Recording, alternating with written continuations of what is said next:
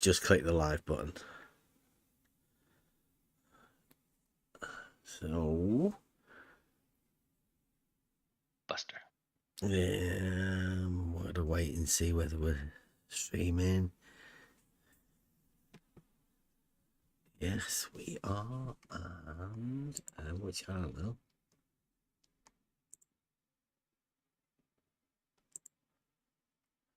Classic. Buster. Yes, this is basic geometry. Your flat Earth geometry. Flat Earth geometry. This is basic geometry. It is. I called you a flat earther. My name's Ramsey. Insisting that your flat Earth geometry will work. I'm familiar with the bubble, Morty. I also dabble in precision, and if you So how think did it, you can how even did it approach end? it with your sad, naked caveman eyeball in a bubble of air, Well, you're the we got reason this into species is a a failure, and it makes me angry. convo about his test after You say a things simmered down a five-sided square bit, you know? question mark. Oh, he has a test. Yeah. Because at first he said his You're a thing is, universal horizontal water. is going to prove a flat Earth, and then when I questioned him on it, You're drunk. he was like I called you a backtracking. flat earther. You want to experience true level? Do you? Yeah. Lidar So then test? I specific. Yeah, he wasn't letting me talk. Blah. I You go, want to look, experience true level? let me ask you the question At clearly. our level, Is establishing a horizontal. By using this method, That's are just you weird. going to Because prove I've done the shape of test with an Earth? auto level, which gives you a Finally, horizontal. he had to Yeah, say it's gonna no. look super flat. I said, okay then. All right, come on. Or maybe he hasn't gotten that word yet from his shadow giant. Yeah, because I was telling him the measurements. Yeah, I was telling him, BP, the measurements are already Three there. You know coplanar that. points. You know they've been measured. Yeah. Yeah, True level, but it doesn't bitch. harm to, you know, check on them. I Check called on you a what? flat earther. You're gonna check on level? What are you gonna check on? Where you could make a Yeah, so five-sided square. Are you suggesting that horizontal can't curve? Oh, everything's crooked. Reality is poison. I want to go back. I hate this. What's his deal? Morty. Go to school, Summer. I'll go in Morty's memory and do a little. Ranty, come on, that's a globe. And he eventually just gave up and said, yeah, I agree, it's a globe. Geodesic is a continuous string of infinitely small straight lines. Yeah, true level, bitch. It's really flat and level now. Ranty, come on, that's a globe. Yeah, true level, bitch. Ranty, come on, that's a globe. Lance to the cosmic slaughter! Well, you seem to be in charge of what I get to remember. Why? Good question. Ranty, come on, that's a globe.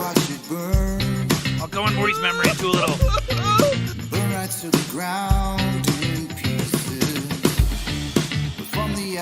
Wow, it's so. Oh my god! Oh Christ! Yeah, true level, bitch. Adherence to map, there's a certain shape where you could make a five-sided square. Ranty, come on, that's a globe. Yeah, true level, bitch. Wow, it's so. Oh my god! Oh Christ! Yeah, true level, bitch. I called you a flat earther. True level, bitch. I called you a flat earther. True level, bitch. I called you a flat earther. Yeah, true level, bitch. Person to think. When you get to the end of this test and you have a result and you say level is horizontal and everyone says big whoop, that doesn't prove anything about the shape of the earth, will you then say yes it does? No. No, okay, I'm going to bed. Right. Okay, so you I'm going to bed. that level No. is horizontal is good for you then, I right? agree. I agree level's horizontal. All right, Sweet. good night. True level, bitch. Perfect. Wow. Nice, mate. I came Nice. in just for that. You flipped it, man. Yeah, true level, bitch. And, you know, doing your thing and searching for the truth. And We are live. Welcome everybody. Hump day. Sort of a Trivium day, but it's going to be going over a few things, so it's sort of call it a free-for-all. A free-for-all hump day. But I'm just going to be going over a few strange occurrences that are happening. And like I keep saying, there's a group of people that say some weird things. Well, it's a tiny little group. Tiny. There's about 4 or 5 people. And they are imagining that they're great, a part of a massive group. But they're not. They're a tiny little group of people. And we'll be going over a few of their deluded comments in a bit. But I think we were having a discussion about... Anybody want to carry that one on, or should we just see whether it comes back to it naturally in a bit? Yeah, we'll see. Yeah, if it no comes use. back naturally. Yeah. Okay. So, it is... we call this Hump Day, but it's developing into, I think,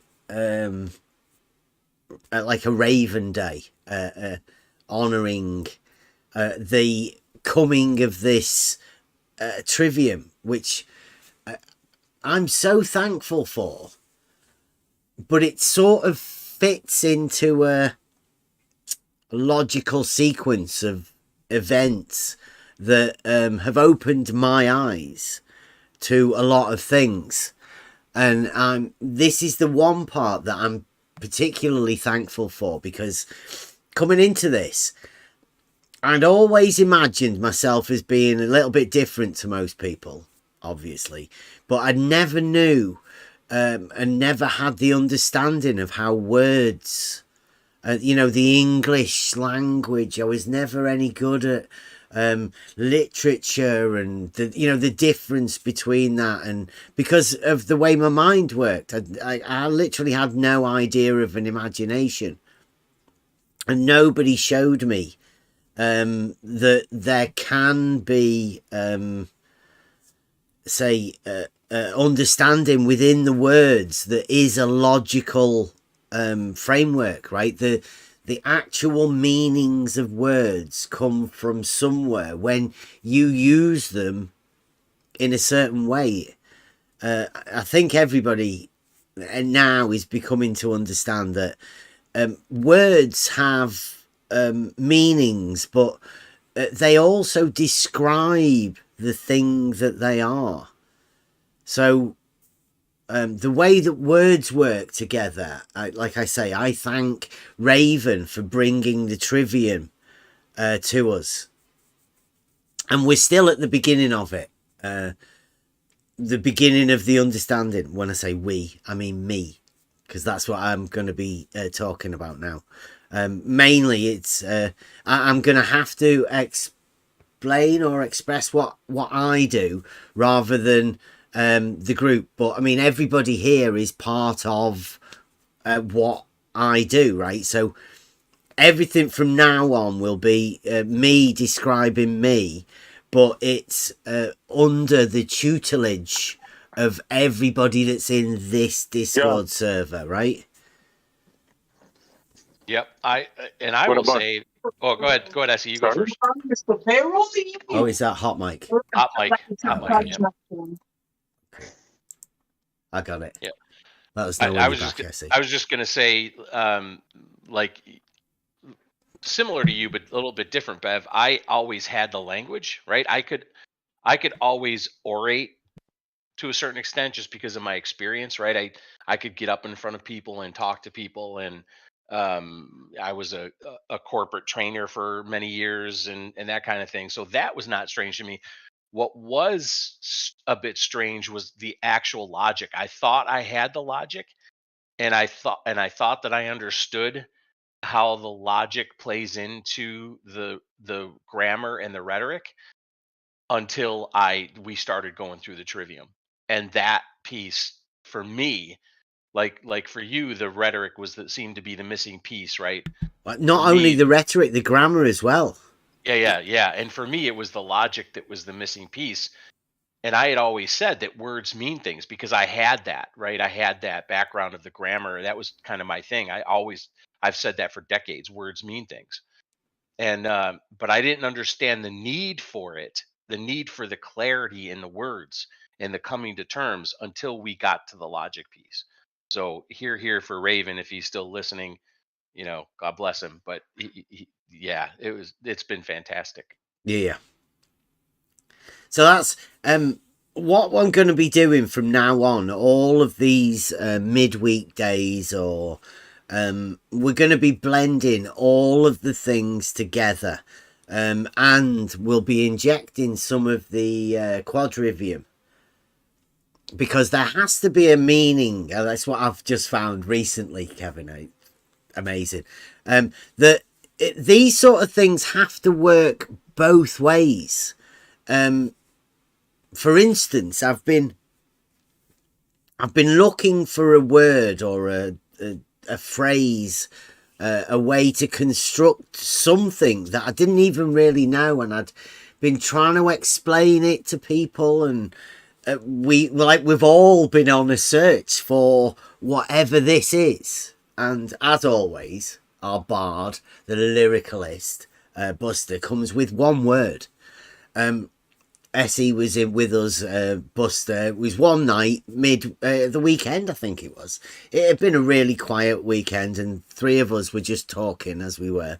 And Buster brought this word, and like this whole phrase, existential cognitive veiling, came around. And when you get to explain it, it opens up what we've been looking for, what me personally have been looking for, to be able to explain something. So knowing that the thing can appear first, but then you need the words to describe it. And once you then combine the two, then you have a description of the thing that you're trying to explain. The words are so necessary to be linked to the thing. And you can't talk about the thing unless you have the words. But the thing needs to be there to start off with. So the combination of all of these things flowing together is what I'm thankful for. Because I never had the idea of that before. Now it seems so logical, but having all of the way to be able to do that is, like I say, thanks to Raven bringing us the Trivium, bringing me the Trivium.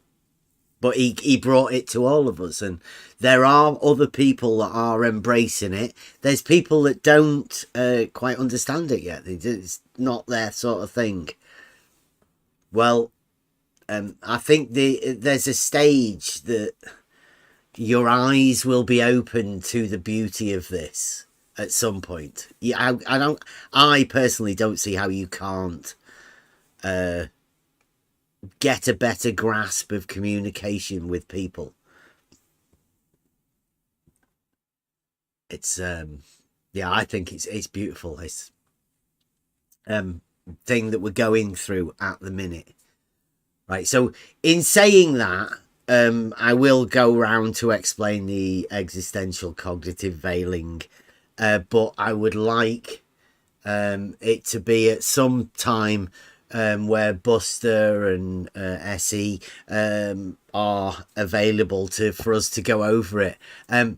Also, we've been saying what we might do is some sort of members only chat, because what I've been saying that we do here, the main core of what we do happens within Discord, and it's sort of a personal thing. But I mean, the people that are in here, we can't script these events, these different things that occur. So I might start recording them and then putting them out for members only type deal, where we sort of get down to a conversation between the on the level crew, so people will get to know what's going on and what all of this is about, hopefully, because I don't consider it for everyone, because a lot of people aren't quite ready for it, or they're not understanding of it, and that's okay. We get that, right? So it's for existential cognitive veiling. Yeah, no, it's got not an A, that's veiling. I only got a few minutes, but can I say one thing? Yeah. If I cut out, just stop me.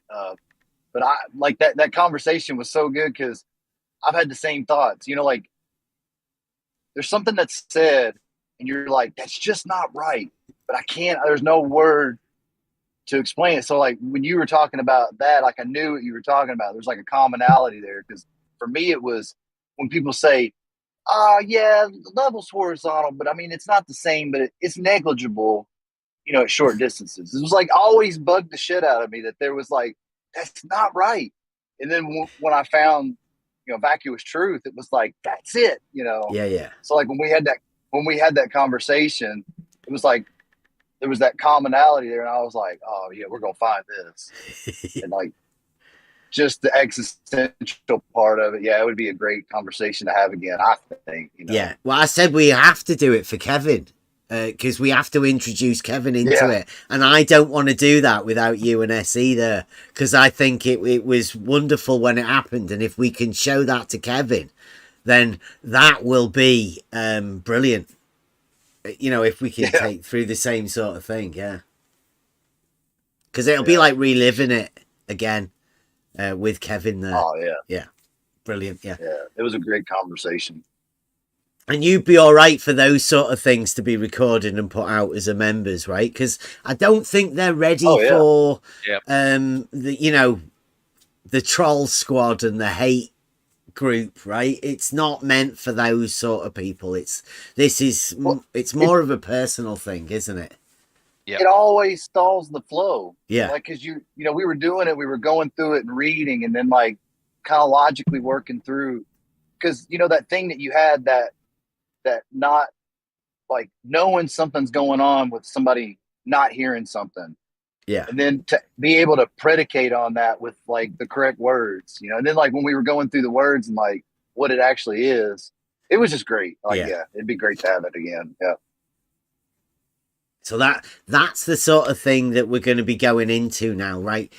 I have to keep saying, the old try thinking, the one that we did do, obviously, that was to teach me, and I think Spot On will agree as well. We've all been learning lessons to get to this point where we are now, and what's going to happen is that we have to change, because what we have been doing and what we have been talking about and talking to that group of people, they're gone. They've been reduced to a tiny group of people that obviously have either a chip on the shoulder, or they have some sort of block where they cannot communicate something. We've now got existential cognitive veiling, which explains quite a lot of what we see, and the way that the diversionary tactics to look away from the thing. It's like, I don't know why, and I'd like to have a conversation with them about it, but it's existential cognitive veiling and they can't talk about it. It's I don't know, that's where we're going to be going, and because we're doing that and we're going into that area, then they're not going to come and talk about it, so we have to use all of the old stuff, and we're going to a different place, more where we have been going. Particularly, I know me and Spot On did the practical thing, whereas Emma, me, and I think Kevin as well, other people, Buster, they're here not because of the arguments that we've been doing. They're here because of the knowing there's something wrong. Like, that's strange. And that's what we're looking into. That's all we have ever been looking into. We just used 100%. the people that brought us into this area to, as subjects, right? To try and work out why they do what they do. Because they're the ones that invited us into this arena. Then we don't belong here.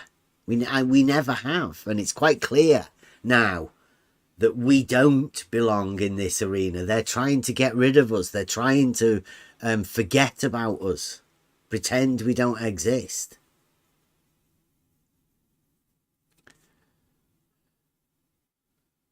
I couldn't agree more with that.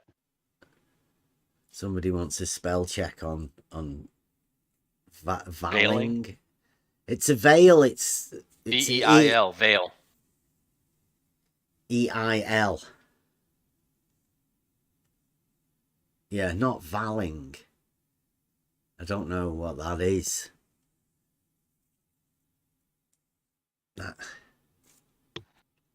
It's throwing a veil over something so you cannot see it clearly. Misty, murky. Sometimes it's like a tarpaulin. The best that I could think of up until that conversation was the horse blinders. Yeah. The blinkers. Yeah. But that's more of a focus on something, and this is like, ooh, turn around, like, ooh, yeah. Veiling, yeah, it's but way better, yeah. Veiling goes to explain it, but I mean, it's a lot. It's veiling with a tarpaulin, a big fucking thick one, big black tarpaulin, like you can hide it, type thing. But I mean, I guess we'll see. I think now, going back over all of the old stuff, I think you'll be able to see the moment that aporia hits and then veil it, hide it away, pretend that never happened. I didn't know there, and next time I'll learn never to go to aporia within that. Okay, it's just all of the great puzzle pieces that have fit together with the paralogism, starting with a premise and a wrong conclusion, that accepting information that's just wrong, and then building a whole framework that your mind works in that's built on either false premises or false conclusions, and you've built your whole framework around that accepted information, and then you end up in aporia. And then, just a existential cognitive veiling. I mean, it's crazy.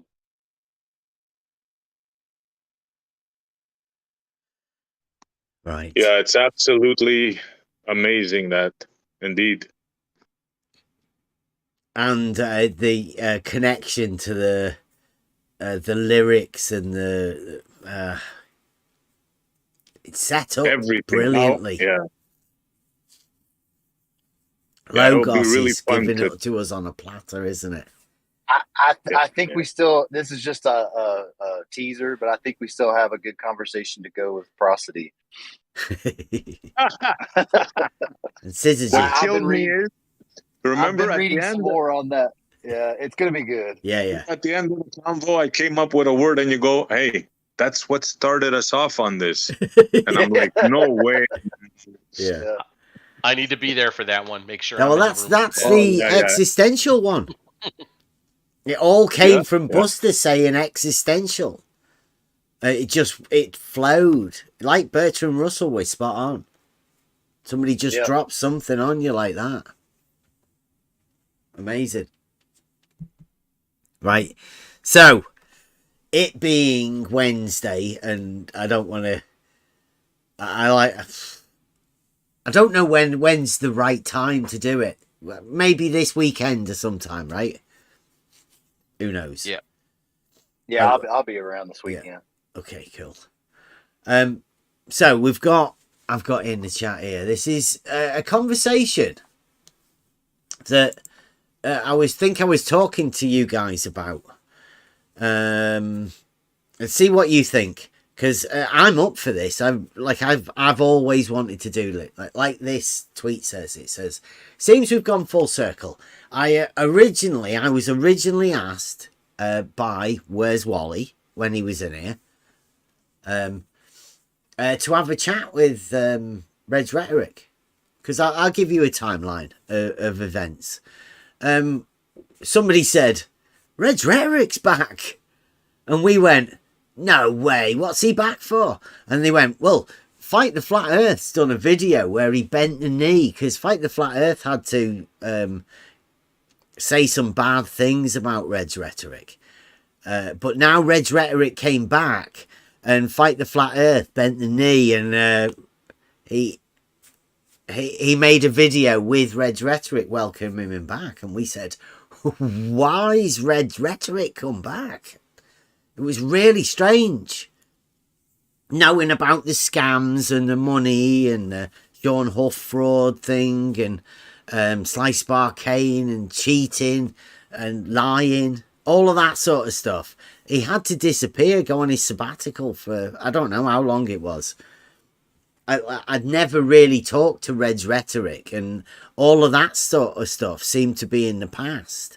And I had originally thought that was very strange, that within this arena that these people have brought us into, when there was a big, massive fraud thing and a scam going on of tens of thousands, hundreds of thousands of pounds all together accumulated, it was only ever took on by a few people. I think Unirock and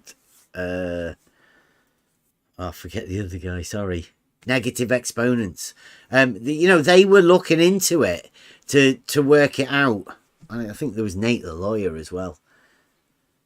Did some great work, and they did all of that to find out that there was a big sort of fraud thing going on. They all disappeared, all of those characters, out of this arena that we were in, that they brought us into. Thought it was strange that nobody had made a big deal out of that, how dishonest, lying, scumbaggy type characters that there are on the I don't know, debunking community, I think they like to call themselves. But they're just really, they have a dislike for flat earthers, and they have a way to make money out of a dislike of flat earthers. That's the way I always saw it. I've always been hashtag defend the flat earthers on Twitter, because there was an obvious group that were attacking them, and I couldn't see why. Just a group of people. So when he came back and Fight the Flat Earth did that, we were saying, whoa, I don't know why Red's Rhetoric's back. And Where's Wally, who was in this Discord like 12, 13 hours a day back then, said, it'd be a good idea for you to have a chat with Red's Rhetoric. And I said, yeah, great. I'd love to. Never talked to him. So, Where's Wally being the number 2 of the wolf pack, we thought he'd easily be able to sort a meeting with Red's Rhetoric. I mean, who's Red's Rhetoric compared to the wolf pack number 2? And was it Wally that suggested you go over the Realising Euclid Test, because you had just done something with I Can Science That? Yeah, that's what I thought. Yeah, it was just like, you should have a go with Reds and tell him about all of your stuff. And I said, yeah, I'd love to. That's what I want to do. I want to tell more people about this Realising Euclid. It seems to have took a stall. Not many people were talking about it. I don't think many people actually get to understand it, because there's a group of ballers that say they don't understand it. So they don't understand basic geometric concepts, and we've learned that. And the best way to do it is for me to keep presenting it, to find out, get my rhetoric better, to be able to present this realizing you simple geometric concepts. So I said, yeah, I'd love to. You set it up, Wally. Get it sorted. A couple of weeks went past. Well, like a few days. And we said, have you done that yet, Wally? And he said he's not got back to me. And then it turned into a couple of weeks and Wally had done nothing. And Wally said, you can talk to him yourself. So I said, yeah, of course I can. So I got in touch with, because I didn't know Rhetoric had a Twitter. He'd been disappeared for quite a while. So I did know that his friend Steve McRae on the Non Sequitur show. So I sent Steve McRae on the Non Sequitur show a tweet to say, would you like me to come on and present the Realising Euclid Tests to you? And at that moment was when Rhetoric decided to turn it into a debate. The whole thing, it was like, you can't debate me because you're not a flat earther. I said, I didn't say that. I wanted to show you the Realising Euclid Tests. And he turned it into a big load of drama, as they do. But I presume that was just what he does, because he's got to big himself up when he comes back into the arena again, which I have to keep reminding everyone. I don't know why he's come back. It's meant to be dying. It looks like it is dying, actually. I mean, it's looking ridiculous that the Globe have been exposed as a no-argument group of people. They've got nothing. They've got no proofs. They've admitted they've got no proofs. They've got no arguments. They've not really got a point. They don't even know where they're trying to go with the conversation at this point. They're lost. They are living literally in aporia now. And any time you get into a conversation with them, their minds will wander. It's tough. If you want to hear any of it, come into the Discord and we'll have a one-to-one, because that's the best way to do this, to expose all of the strangeness about it all. So anyway, I say to him, it seems like I was asked by Where's Wally to have a chat with you about Realising Euclid Test that we have performed last year. You've certainly caused a lot of drama in between. I'd be glad to explain the test to you, right? So that's me again saying I would be glad to, definitely. To which Rhetoric says, I don't know if your brain reformats every few days, but allow me to remind you of something. We already had a discussion and your performance was pitiful at best. So unless you want to stop pretending that you're not a flat earther, another discussion would be pointless. So he doesn't want me to. Like I've said, I would be glad to explain this test to you. And he says it would be pointless. So that to me said, oh, he doesn't want me to explain the test to him. Can I ask a question here? Yeah. Is this the same guy that offered you $500 so you can take an opposing view that you have? He said 500 obviously wasn't enough. He was as though it was a bribe.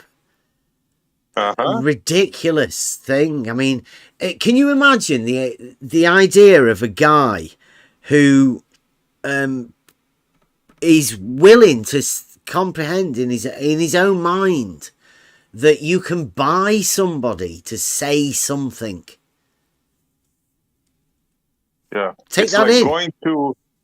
It's like going to a Catholic. You're gonna go into a religious debate now, and you go to a Catholic and you're gonna tell him, okay, today you're gonna take the Muslim point of view. He's gonna be what? What are you talking about? Yeah, I'll pay you 500 for it.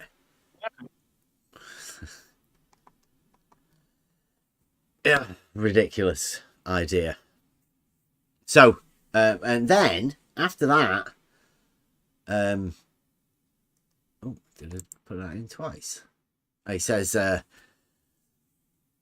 because I say, that's a bit weird. Do you not want me to do it? And then he says, the whole point of scheduling this next discussion is to go over your so-called evidence. So why delay this conversation? You should be excited for it. Now, does that sound anything like, so unless you want to stop pretending you're not a flat earther, another discussion would be pointless? The whole point of scheduling this next discussion is to go over your so-called evidence. Like, it's contradictory. He's all over the place. He either does want me to do it or he doesn't. One or the other. That's him backing out of it. He's trying to tell you, well, if you're not going to take the position that I want to take, well, then I'm not going to debate you. That's what he's doing. What's this one here? So I say, make your mind up and show that I've told him he would explain the test and he says he wouldn't. And then this guy here. Now, when I say there's a group of people, I don't really mean a group. I don't know what to call them. Like a few. There's a few weird people that have some strange ideas. This Plato Chips is the one that wants me to go on Red's Rhetorics to explain the argument. So he says, and don't forget that I'll need to see your definition of plane of the horizon before this goes ahead. Now, are you ready to amaze us all? When will you be ready? So this is a random person on Twitter that imagines that he can summon me onto Red's Rhetorics by a tweet by saying, you shall explain the argument, and before you do that, I will require you to present me with your definition of the plane of the horizon as a rider, let's say. I've been asking him, what's he going to present? He says, nothing. What are you going to do? Criticise. That's it. He wants me to go on Red's Rhetoric and explain an argument while they just criticise everything. I'm willing to do it because it's the Realising Euclid. I mean, I can get to explain quite a lot of stuff. But this particular tactic is showing how childish they are. Because this guy will say, that's not a definition that's good enough for me of the plane of the horizon, because it appears that he doesn't know what the plane is and this is horizon. There's There's only two words.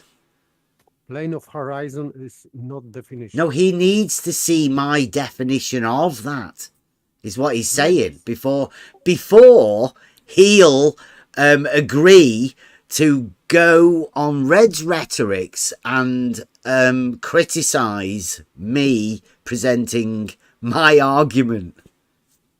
Strange. Well, that's a win-win for you. Mm-hmm. What? He's admitting he's got nothing, but he wants me to go over there and present an argument, which I'm willing to do because I actually have an argument. They're dead easy. You make them really simple.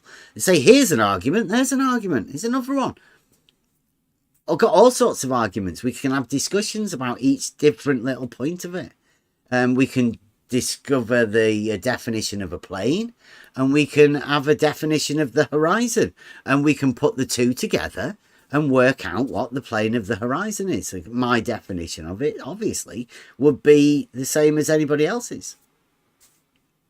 Doesn't really make any difference. Once you understand what a plane is, and what the horizon is, you just put the two together. Yes, you are creating a plane based on horizon line. Yeah. So this is it.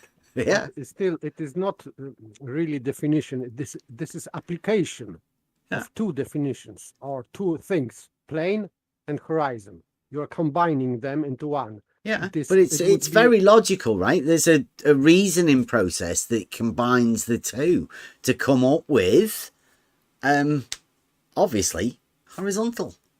Yes, this is one of the planes you can create. You can create multiple planes, but this one created on horizon is plane of horizon.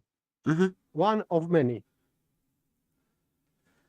So he requires me to present him with that, right? Well, clip that, I'd say, or I'll write that down, or I can get a definition of a plane of the horizon being in a horizontal position, deriving horizontal. I mean, any different ways doesn't really matter, like we've just explained. It's simple, and I don't know why anybody would want to see a definition of that first. Unless they think that's their argument. Which obviously isn't an argument on their behalf, but... That what's their argument? Yeah. I don't know why. No, I mean... I'm asking. What's their... that you said that's their argument. What's their argument? That they're the plane of the horizon? No, I don't think that at all.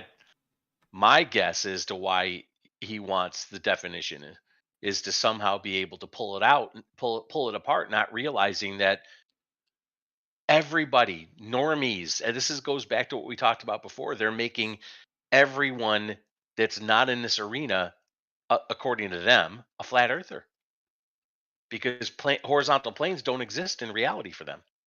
They can't, and they don't. So I don't know why he's asking for that definition, but to me it certainly isn't because that's their argument. Can't be. Yeah, I don't know why he would put a rider out there for me giving him the definition of that before he agrees to come with nothing. And I don't know, watch me explain an argument, which we call the simplest argument that you think you can make, simplest and best argument that you think you could make. I call this the argument, as in we are on a search for the simplest argument that could be made, that everyone should be able to understand in reality, where it becomes so understandable that the reasoning process takes part all of its own. It doesn't really need any explanation. And the idea is that somebody says, well, yeah, because the whole reasoning process within the argument is so simple and so easy to understand that the conclusion is an obviousness, right? It's so clear to the senses and to understanding, to reasoning. You can explain the process simply, and that's what we're after. And I think that's what we've got. That's what we've developed. And if that's the case, and if these folks are so the existential, let me get this right, existential cognitive valence is so strong, then they wouldn't be able to look at the simplest argument possible so that everybody can understand it. They would rail against that, correct? Absolutely. That's what we've been waiting to find. is the words to express what it, what happens and the occurrence. So when an argument so simple is made and given, and it relates to reality, obviously, because the logical implications of it are that you have to be able to predicate upon something in reality. So the link to reality is so clear within the argument that they are forced to not see it. Complete brain shutdown. They're not allowed to, because once the brain accepts the information, once it hears it, it's compelled into understanding it, and then that understanding completely defeats the model. You can't. It's so clear that you cannot have both. You can't have the simple, clear argument and the model. There is a contradiction in those two. You cannot simply, it's impossible to have both of them at the same time. One of them has to go. And as far as the existential cognitive veiling goes, the argument has to not be an argument, has to be invalid, has to be hidden, taken away, deflected.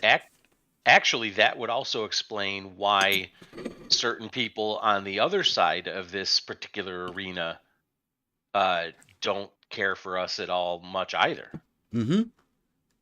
Right? Because it's the simple argument rather than some more extravagant type arguments that they believe vie for their model. You get down to the simplest thing, and if you've got that ECV going, I love it, ECV. Yeah. You've got that going on. You can't look at it. You cannot look upon it. It's going to somehow destroy your model, and you can't deal with that cognitively. So I fully expect now, knowing what we have here, like this very simple argument, and how devastating it is to a model, there will be people that can't see it. It's going to be a very clear thing. It's going to expose the knowledge of the model, and you will find that anybody who has no awareness of the model will accept it and go, well, yeah, of course. But that's where the responsibility of people is, because you don't really want people to be worried about a model that they never knew existed. It's troublesome. You have to I don't know. There's a danger to think that everybody out there in reality is just like the freaks, the outlier. This tiny little group of people that definitely make themselves heard within this arena. They imagine they're big, massive group of people, but they're not really.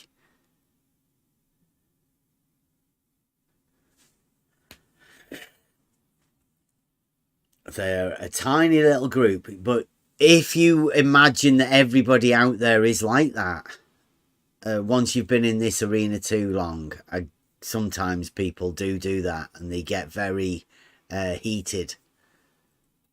It's not a good show, and it's not a good way to imagine that everybody that you're talking to is a rumpus, right, or a Brenda. That's the danger, I think, of what people that we've been talking to. You become to imagine that everybody out there in the greater world is similar to Rumpus and Brenda, and they are against you with the ferocity or whatever that Rumpus and Brenda come after people with. Not just Rumpus and Brenda, actually. As I'm going to go on to here, this one. So yeah, they will tell you though that everybody in the greater world is that way because they're diluted to that extent. It's wrote in Imaginometry. Mm-hmm. Can't quite remember what it is, but it goes along the lines of the solitary individual can imagine that the greater is similar to his own views, so therefore when he speaks for himself, he speaks for a greater populace of people. Yeah, everyone. I mean, Yeah. Rumpus has said that a million times, right? Everyone. Yeah. And you've taken in the task with you. You're speaking for everyone. Everyone. Yeah, the individual can speak for the group. If the imaginary group is massive, then the individual can imagine that they're speaking on a massive group, but they're not really. There's a very, very small group with a lot of hatred for a particular group of people with no idea, no ability to have a conversation. Yep. Like we have in here all the time. I know these people can't have that sort of a conversation. Not with me anyway, because they imagine that I'm a lot different than what I am. People think I'm being evasive or whatever, but I'm not. I'm just trying to add clarity to a discussion. Simply don't understand where people are coming from, and if I don't understand, then I like to help other people that they may not understand too. There's obviously going to be people that don't understand things, so the clearer we can make these things understood, the better. So this is the start of Little Soldier Boy. Little Farmer Boy. So I say, because I'm replying to Red's rhetoric, and Mobius did a comment, and I said, I'll show that to Reds. So I did. I copy and paste it, put it out there onto Twitter, and it says, Mobius's comment says, Reds only wants to talk to someone who calls himself a flat earther because he wants to say Earth isn't flat. But he doesn't want to talk about reality because he doesn't want to talk about how it's measured not flat. So we know and we talk about reality, and if anybody wants to know how they do actually measure elevation changes, then come and talk to Rakia. Come and talk to me or Mobius or Spot On, or anybody will tell you how we measure elevation changes. It's a pretty simple process. I could do it too. Mm-hmm. Yeah. So anybody in here would be willing to try and explain this to people, because that's how we improve our rhetoric, how we get better. I get better at listening to other people explain things. And I go, oh, that was a good way of doing it. Thank you very much. I'll try and take that on and learn from it. So I just put that out to Red's rhetoric, and Farmer's Boy, Roger Peachy here, says, for some reason, it's measured spherical, but that's by real surveyors. The ones Bev doesn't agree with. It's measured spherical. It's a bit vague, isn't it? But that's Farmer's Boy's reply to a comment that I sent to Red's rhetoric. So this is obviously, I call this the White Knight. Farmer's Boy has got offended because I've sent Reds a comment that Mobius made to let him know. And I thought you should really get people involved in this. Mobius is probably at work, doesn't really have the time to do that. So I thought I'd let Red's rhetoric see what Mobius and other people are obviously writing about him, what their understanding of where his position seems to be coming from. because I'm completely with Mobius. Red's rhetoric has no argument. He has no rebuttal to any argument. The only thing that Red's rhetoric can do is call people flat earthers. And when he can't do that, he tries to bribe them. Here's some money. Say you're a flat earther. I don't know how long that's been going on for. May have been quite a while. Red's rhetoric might have been handing out his scam money to people to say things. You know, go into a debate. He's never debated. I don't know what he's done, actually. He's not done anything. I still can't imagine why he's come back again.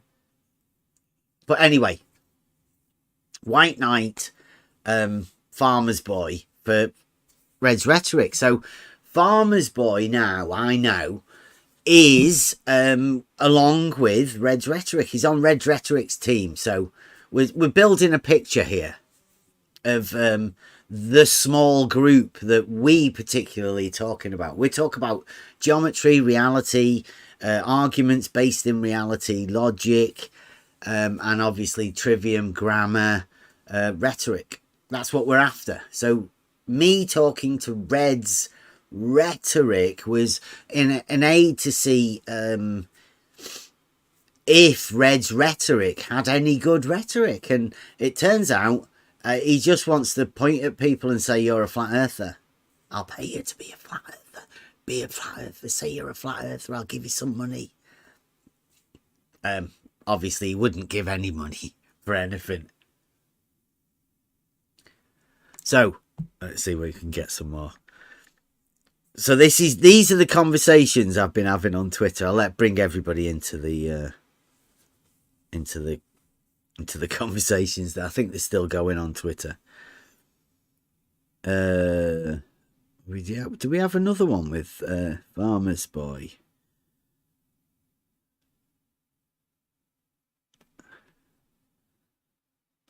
Maybe Plato chips.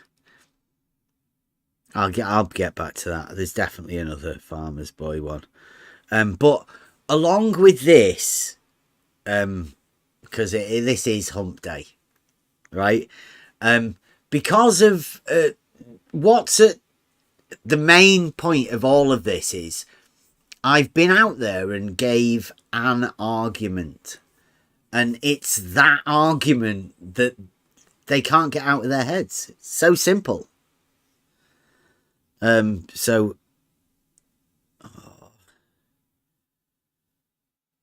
we go. Where's Wally on Twitter? Because we had to remove him because he was becoming obsessed.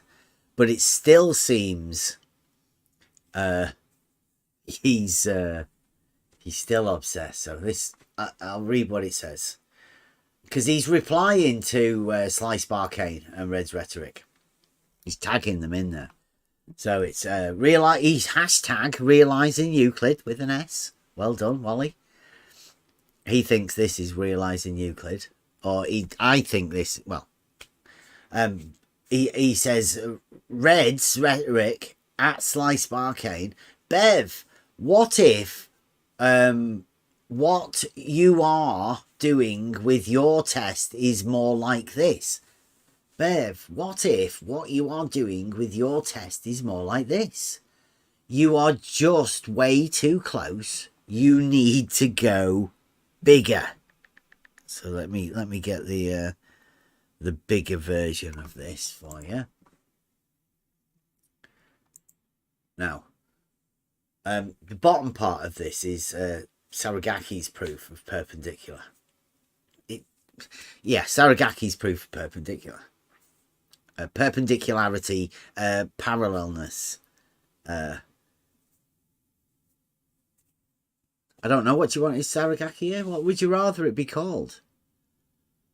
Saragaki's proof of perpendicularity. It does say perpendicular first. And it's got such a nice ring to it. Such a good Scrabble word, isn't it? Perpendicularity. So, this is Wally. And we'll go through it. he says, this be true. He's gone all piratey for some reason. I don't know. Bev needs to go bigger. So we have done the test and we would like to go bigger. So if anybody wants to get involved with it, and we will go bigger. 2023. Go bigger. That's a good one, isn't it? We'll see how many places we can do it. Maybe Canada, maybe America. Sounds like there's a few people around the Dallas area. Might be able to get another one of these going. Anyway, so this be true. So what Wally's done, he says, he's got at the bottom, it says think logically, which he obviously hasn't been doing, because none of this makes any logical sense at all, apart from the proof that Saragaki gave, that Wally's put at the bottom. And he's circled here. You might need to put another one over here and over here as well, just to show Wally. But yeah, what Wally's done here, I don't know whether anybody can see, is he's bent this line here. This one here in Saragaki's proof as a horizontal, as being like a straight line, and these perpendiculars labelled vertical 1 and vertical 2, or CD and EF, if you want the line. They're straight lines and they are perpendicular to these ones, and this horizontal, obviously perpendicular, is a straight line. What Wally's done is he's bent this, he's bent the horizontal. Quite simple. He's even labelled it horizontal with a big bend in it. Bendizontal, we call that. It's not horizontal, because horizontal is a straight line, and this is obviously not a straight line. So this is illogical thinking from a child's character that wants to be a pirate. Number 2 of the wolf pack. Where's Wally? The guy that couldn't even set up a conversation with Red's rhetoric. Probably because he's so shy and he can't talk to people. He can make stupid illogical memes though, right? So the idea of this is one of the training tools that we can actually use. If anybody else wants to come in the Discord and take this to use it, because you can show people on your phone, can't you? You can say, this guy is a globe genius. He's the number 2 of Australia, like of the top of the globe tree in Australia. There's no one higher than Wally, except for Wolfie, who probably is the same person in his imagination, another fictional character. Yeah, Wally, imaginary. He's actually drawn bendizontal with no shame, and he puts it above an actual mathematical proof, a geometric proof, a literal geometric proof. There will be nobody within the geometric field or reality, any surveying or any mathematics teacher in schools, colleges, universities that will go against Saragaki's proof of perpendicularity. And nobody would go against the proof of perpendicularity of vertical and horizontal, because everybody knows vertical and horizontal are perpendicular. We do have another one. Page is in the chat there. Good you're here. We have what is known as Page's proof, that proves that the ridiculousness of what Wally's drawn at the top cannot be true. there is, it's so simple once you understand proofs and how this works. There is a modus tollens, which we call Page's proof, for Wally's ridiculous bullshit thing that he's put there. But Wally's willing to put that out publicly. Wally's mind is in a state now that he's exposing the bullshit behind the model. And believe us, this bendizontal that Wally's drawing has to occur on the globe model. You can't get around it. That's why the argument about horizontals, all horizontals being parallel as the conclusion, is so devastating to the model. It makes them go crazy. It makes them make ridiculous memes exposing how ridiculous their model is. Their model affliction is laid bare in a meme form.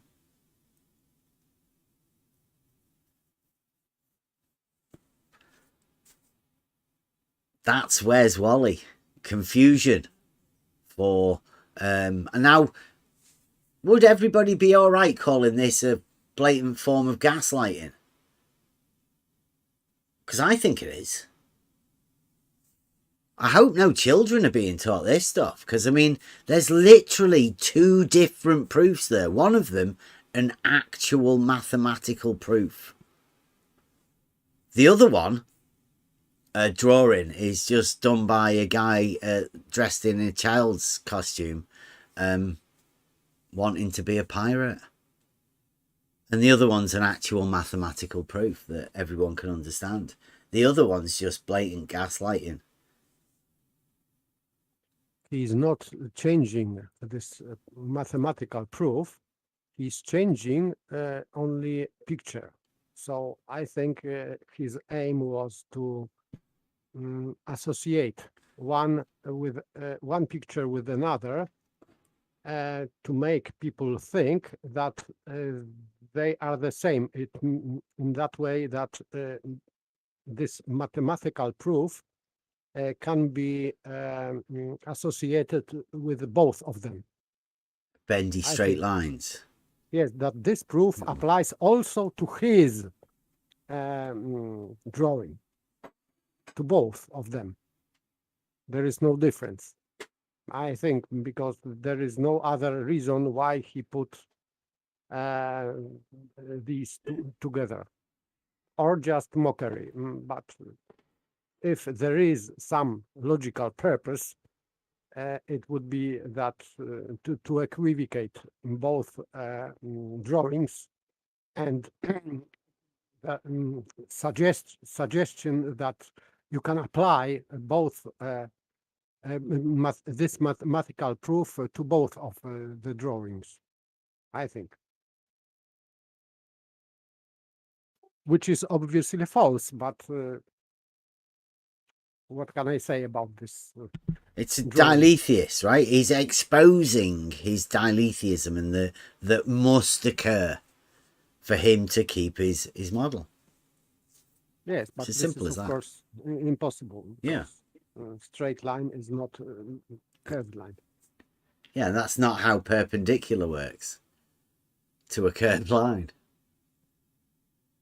It just doesn't work. I mean, if you look, if you were to put a straight line that's perpendicular to one of those lines that he's put vertical, then and extend it and it to meet the other one that's called vertical, then they wouldn't be perpendicular. That's what we call Page's proof. Quite simple. If vertical and horizontal are perpendicular, then any perpendicular to the verticals in the center, if extended, should be perpendicular to anything else labeled vertical. And if they're not, then it's false. It doesn't work because they are perpendicular. That's how perpendicular works. We've been doing this for, I mean, I don't know, how long ago was that page? 2 years? 3 years? We did that. We're looking at Rumpus drawing his ridiculous drawings to a center. That's the point. If you try and put a vertical to a center point, a commonality center point, then the geometric problems start occurring. Very simple. Wally's exposing all of that, and it's obvious that these guys, for some reason, have not looked at this. They've never talked to each other about the geometric implications of what they're talking about. Wally's never talked to anybody about that. We've been telling him, stolen concept, Wally, what are you doing? He doesn't understand it. Because existential cognitive veiling, he can't look at it. He can't make that link. That's why I think the people, mainly the people that we're dealing with that think they're in a massive group, are in a tiny group, because they're the only ones that can disregard actual logical proofs. They have a special ability. And we'll know, because they're the ones that should have to be coming.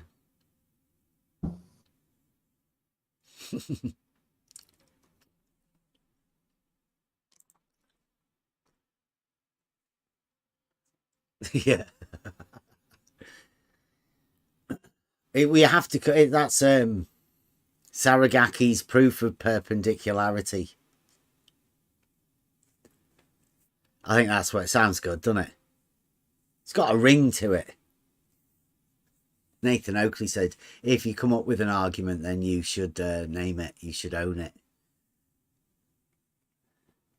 Actual mathematical, geometric proofs.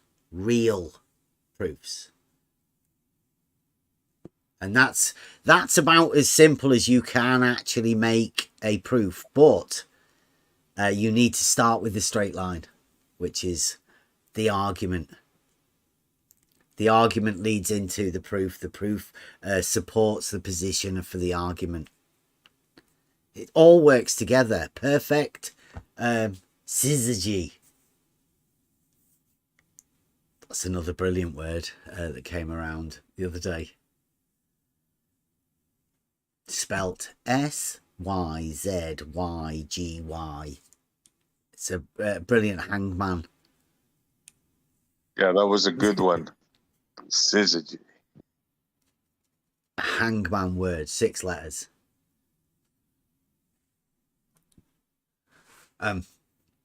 So yeah, there's these sort of strange occurrences that occur, and this because of the argument that's supported by geometric proofs, brought to us by Saragaki. Then they can't see it because they know that proofs only exist in mathematics, but then refuse to see the link of mathematics to reality. I mean, I don't know where they think mathematics comes from.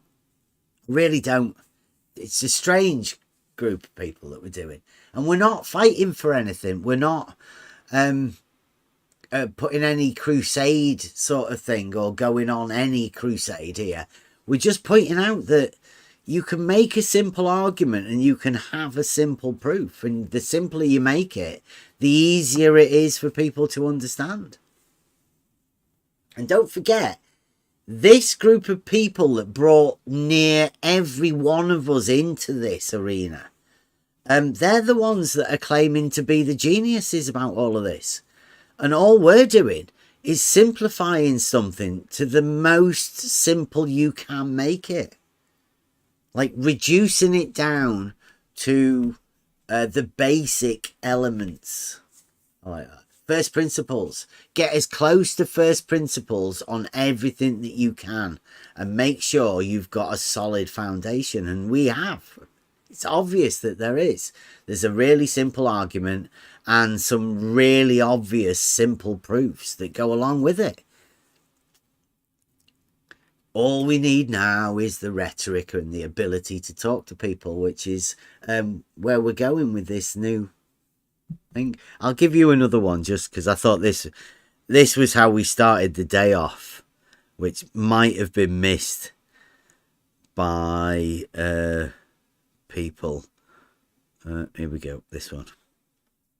This was what I woke up to. Mike was with us when I did this, so I said something about, I don't know, and Teabag says that doesn't exist. And Eric, who's a new guy, he's a new one, Eric Zeman, says, do you not have eyes? You can make a triangle on a ball with 3 90-degree angles. And somebody says, he, in brackets, this is GSV empiricist, is the new surveyor. Canadian, obviously. He's the new globe surveyor. If anyone's not aware, this is the guy that you want to go to. He's got all of the knowledge of globe geometry, globe surveying. You can tell, right? He says he's making fun of Bev, the idiot's most likely response.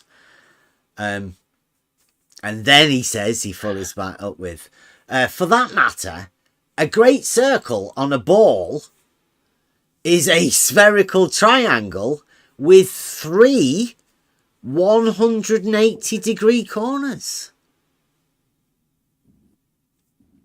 So, where they are these corners? Because I'd say wait. We've been saying this for quite a while. The largest triangle that can be formed in spherical geometry on the surface of a sphere, once you take in their rules, which they don't quite understand yet, is 540 degrees. 540. 540, right? That's wrote in the books. So, with that's their, not all, though. I think that's well, not all. but see, as you can There's tell, more coming. the new globe geometer, GSV empiricist, with the thing that says maths is fun, says that for that matter, a great circle, just a circle, on a ball is a spherical triangle with 3 180-degree corners. Now, 3 times 180 is 540. 540, right? So he's talking about a great circle. A circle. How many degrees does a circle have? How many? Anyone? 360. 360. Right. So if you have a circle with 360 degrees, you can call it a great circle, according to Globe Geometer Genius, and make it into a triangle with 540 degrees. So it's great by the fact that you can gain another 180 degrees in a circle by calling it a great circle. Be great and be regular at the same time. He's imagining something that he doesn't understand, obviously. I mean, people will be laughing their heads off. If there are any geometers out there who know conceptual how the ridiculous angle of a 540-degree triangle, spherical triangle, is actually formed, then he'll be kicking himself when he learns this. But because GSV empiricist has built himself up to be a globe geometer, he's standing in shadow giant boots right? And he's made himself a shadow giant because he's now a globe geometer that can add 180 degrees into a circle drawn on a ball. Can you explain to me how 180 degrees is a corner? Well, he can't. No, it's impossible. It's ridiculous. I mean, 3 180 degree angles. I mean, straight line, get to the end of it, 180 degrees, straight line. Add another one, 180 degrees, straight line. It's just 3 straight lines. That's making one straight line. It's not a triangle. It's not a circle. It's not anything. But I mean, you've got another one here, Plato chips, bowing down to the shadow giant globe geometer, thinks, well, if you're adding 180 degrees, watch this. And he says, I'll take that. Hold my beer. Watch this. It's also, this is the great circle. So a great circle on a ball is a spherical triangle with 3 180 degree corners. Plato chips. It's also a spherical square with 4 180 degrees corners. Now watch Bed's head explode. Wait. This is so good. This is I'll see your 3 180 degree corners, and I'll raise you one. How you like that? How you like them apples? Huh? Good one. Yeah. Go all in on that. There. You do that.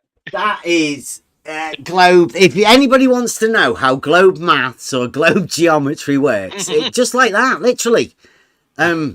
If you're saying some shit, then I'll join in too. I'll raise you. Yeah. I will raise you that next 180. Anybody else want to pile on? Maybe there's 5 180 yeah, or corners have a we can get in here. hexagon or a dodecahedron or like whatever. I mean, how many more angles do you want to put into a circle? An angle that's not an angle, by the way. It's great. Yeah. So, this is one of the occurrences that happens when you start talking about geometric mathematical proofs. In reality, this group of people literally just start making stuff up.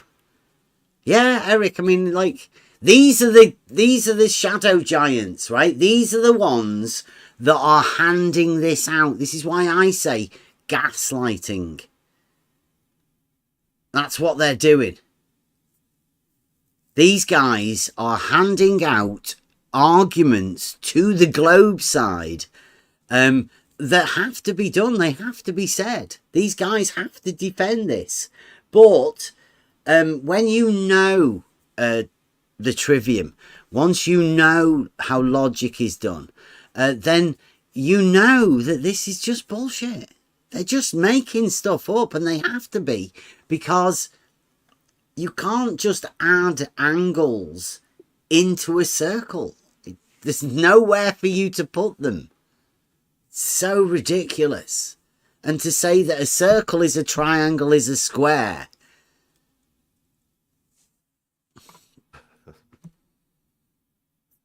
Wow. Yeah, their self-awareness of where they've gone and where the model has took them. If this isn't model affliction, then what else is it that's making them say this stupid shit? Why else would anybody want to make a circle into a triangle with more angles than the fucking circle? Because believe it or not, and I don't know how many times I heard this week alone, somebody smarter than them told them it's so.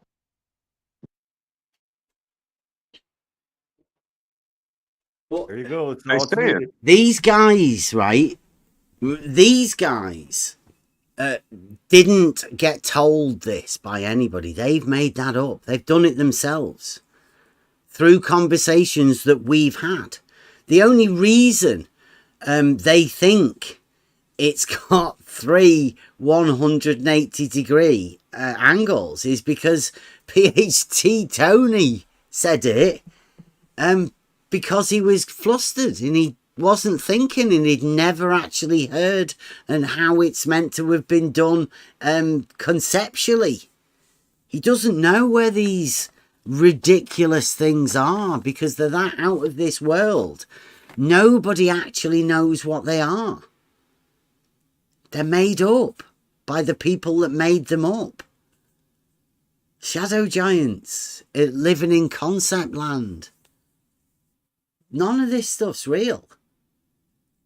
A circle does have 360 degrees, but that's because somebody decided to call a right angle 90 degrees. It would just have 4 quarters, even, about the diameter. That's how it's described in geometry.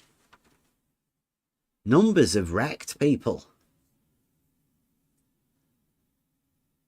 That was another thing we had as well. I remember that conversation about mathematics. Well, the concepts of all of this, the circle and the straight lines and the perpendicularity and the even, all right angles are even. They're the same. They're identical. There's 4 of them within a circle and there's 4 of them at the corners of a square. Every triangle will always have 180, the sum of 2 right angles, a half, a semicircle, with the longest side of a right angle triangle being the diameter. These are very simple concepts for us to go over. Go on, I'm making a brew. Go on. Oh, that mathematics and the arithmetic is interesting.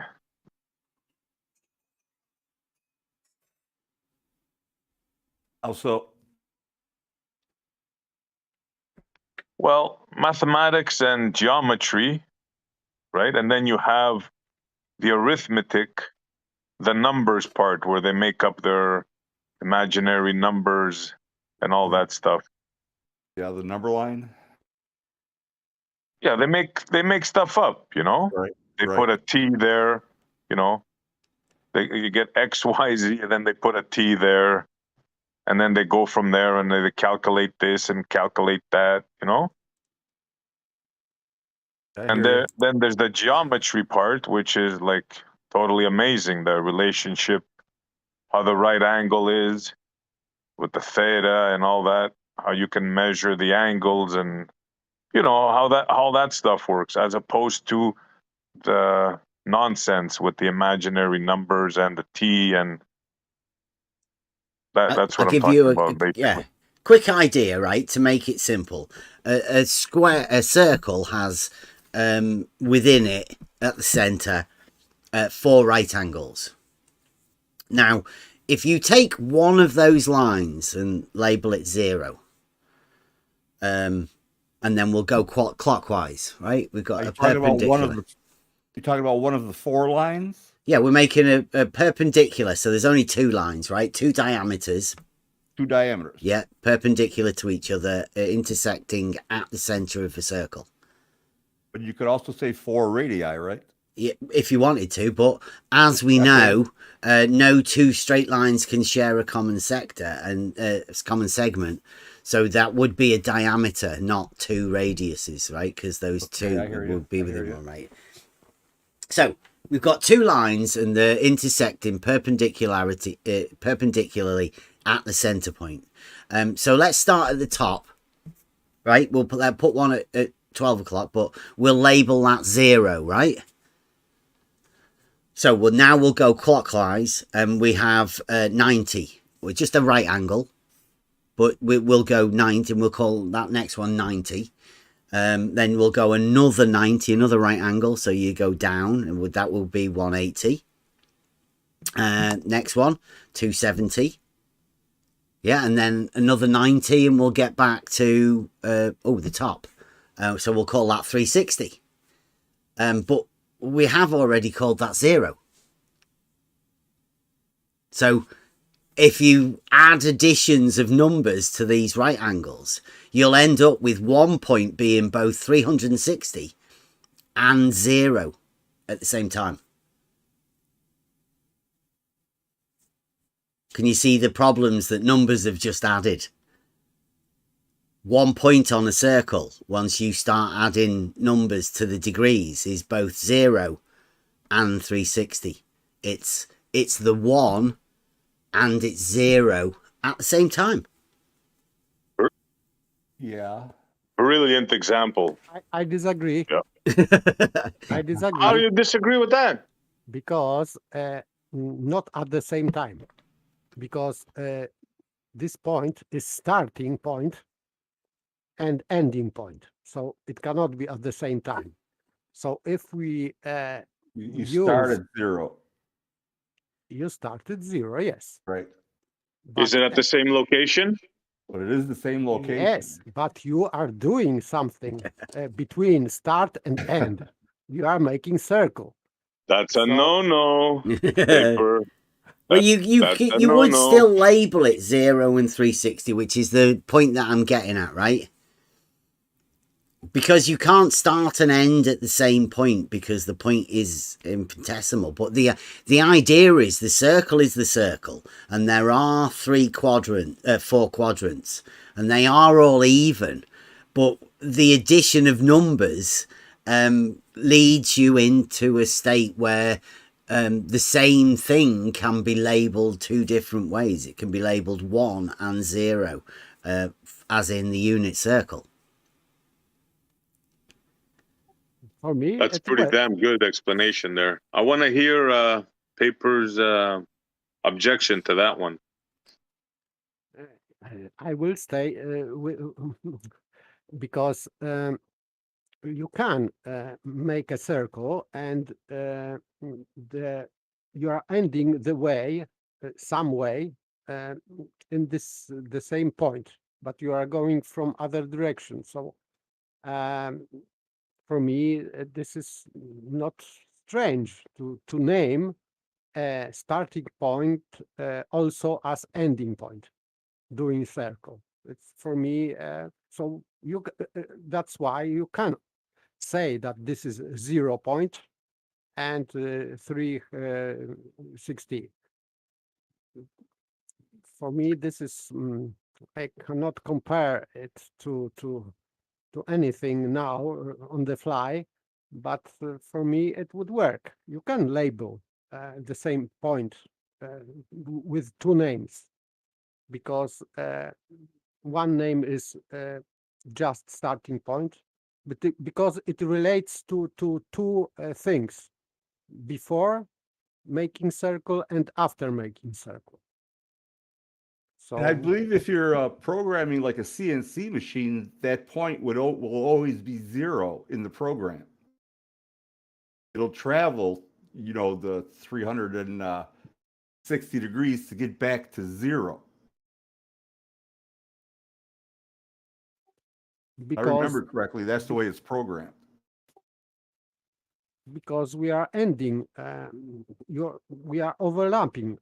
We cannot overlap circle. So, okay, we can overlap, but this is overlapping. So we are not really making new circle, but we are just like repeating the same circle. So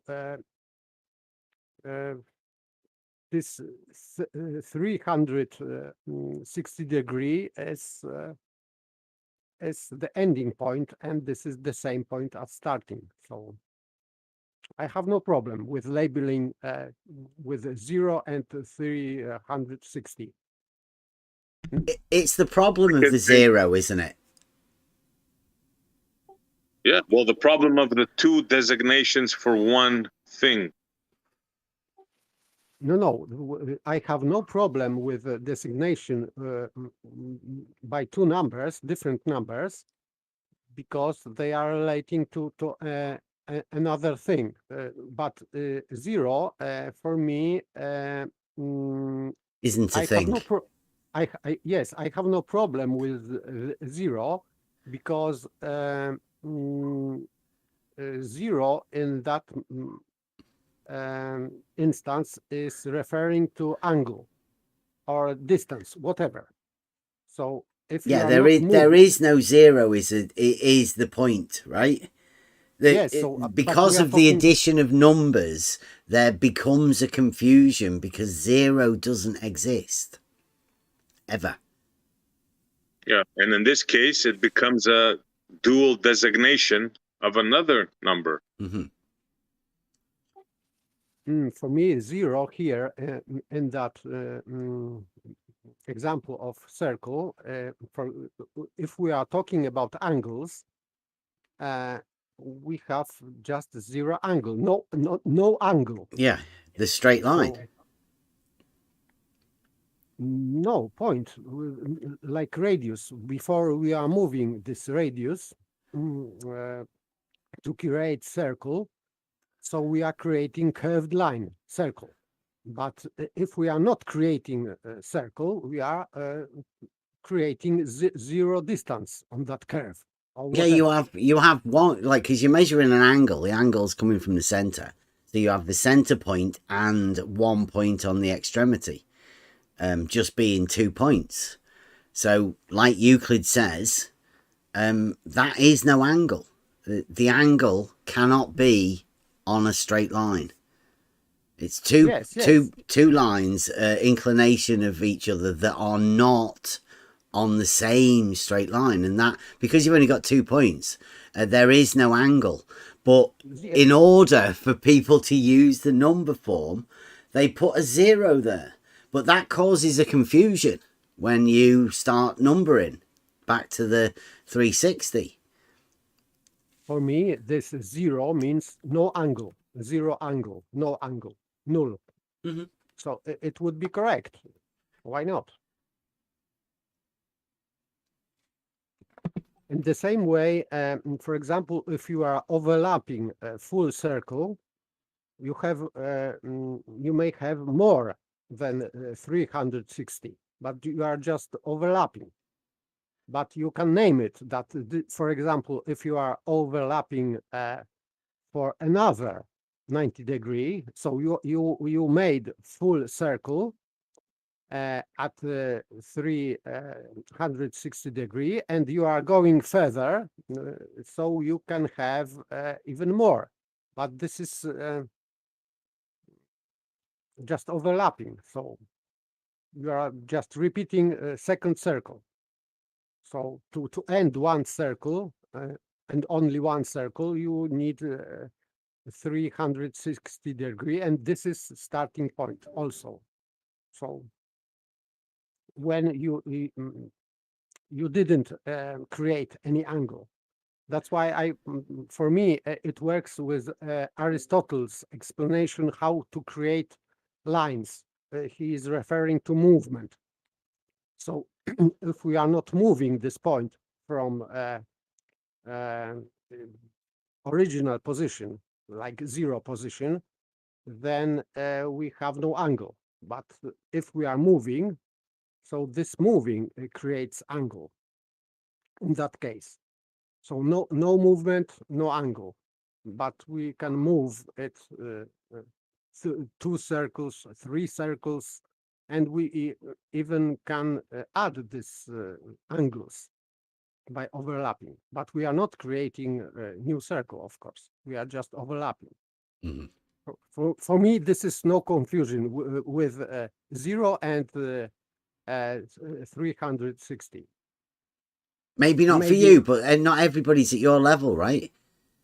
We were just pointing out that there is a problem with some people for numbers to try and understand that 360 is the same as 0. It's at the same point. 1 is the same as 0 when you're relating to the unit circle. It gets very confusing when you have to try and work out how that works out because of the addition of numbers. It's just a circle.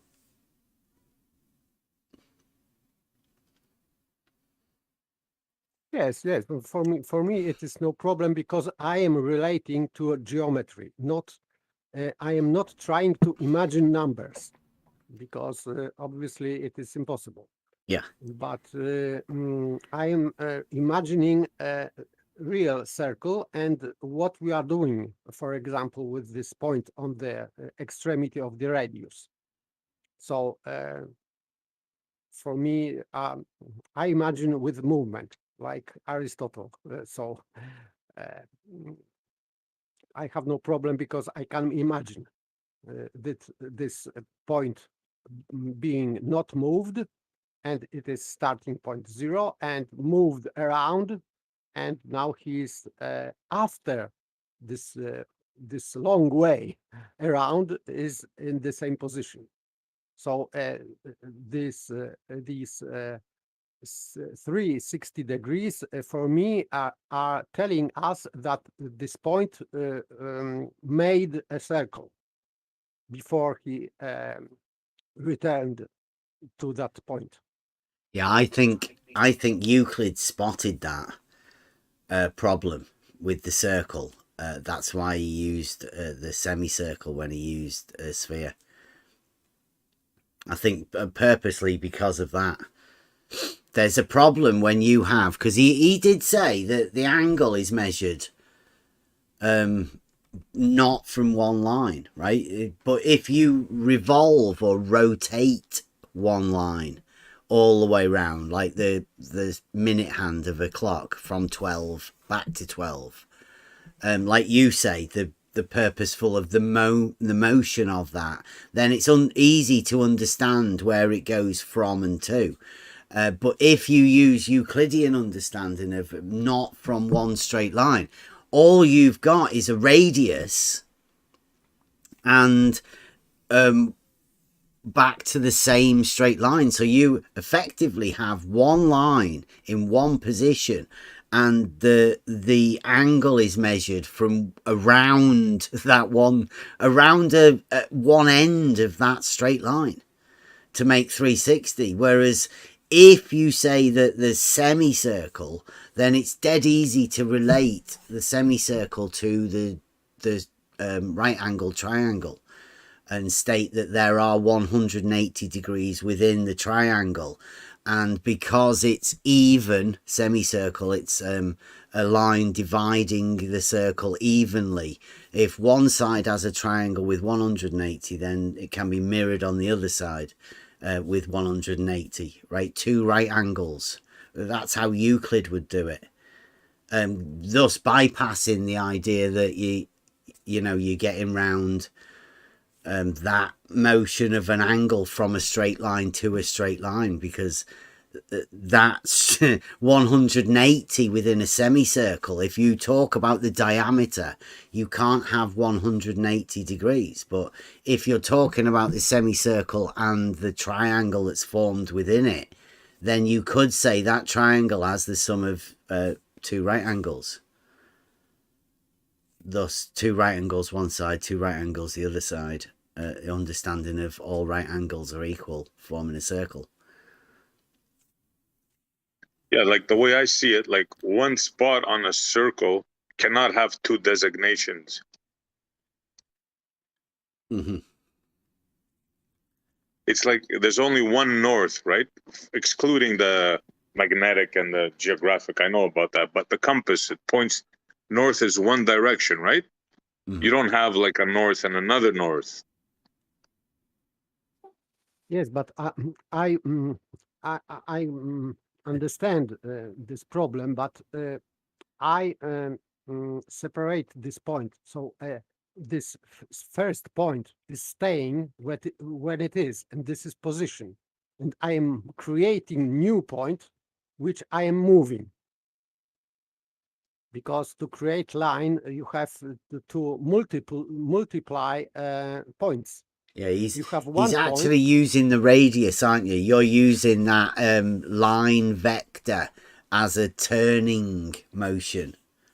Yes, but yeah. To create a circumference, we need to use that extremity point to move. But in fact, we are creating new points because we are creating circumference.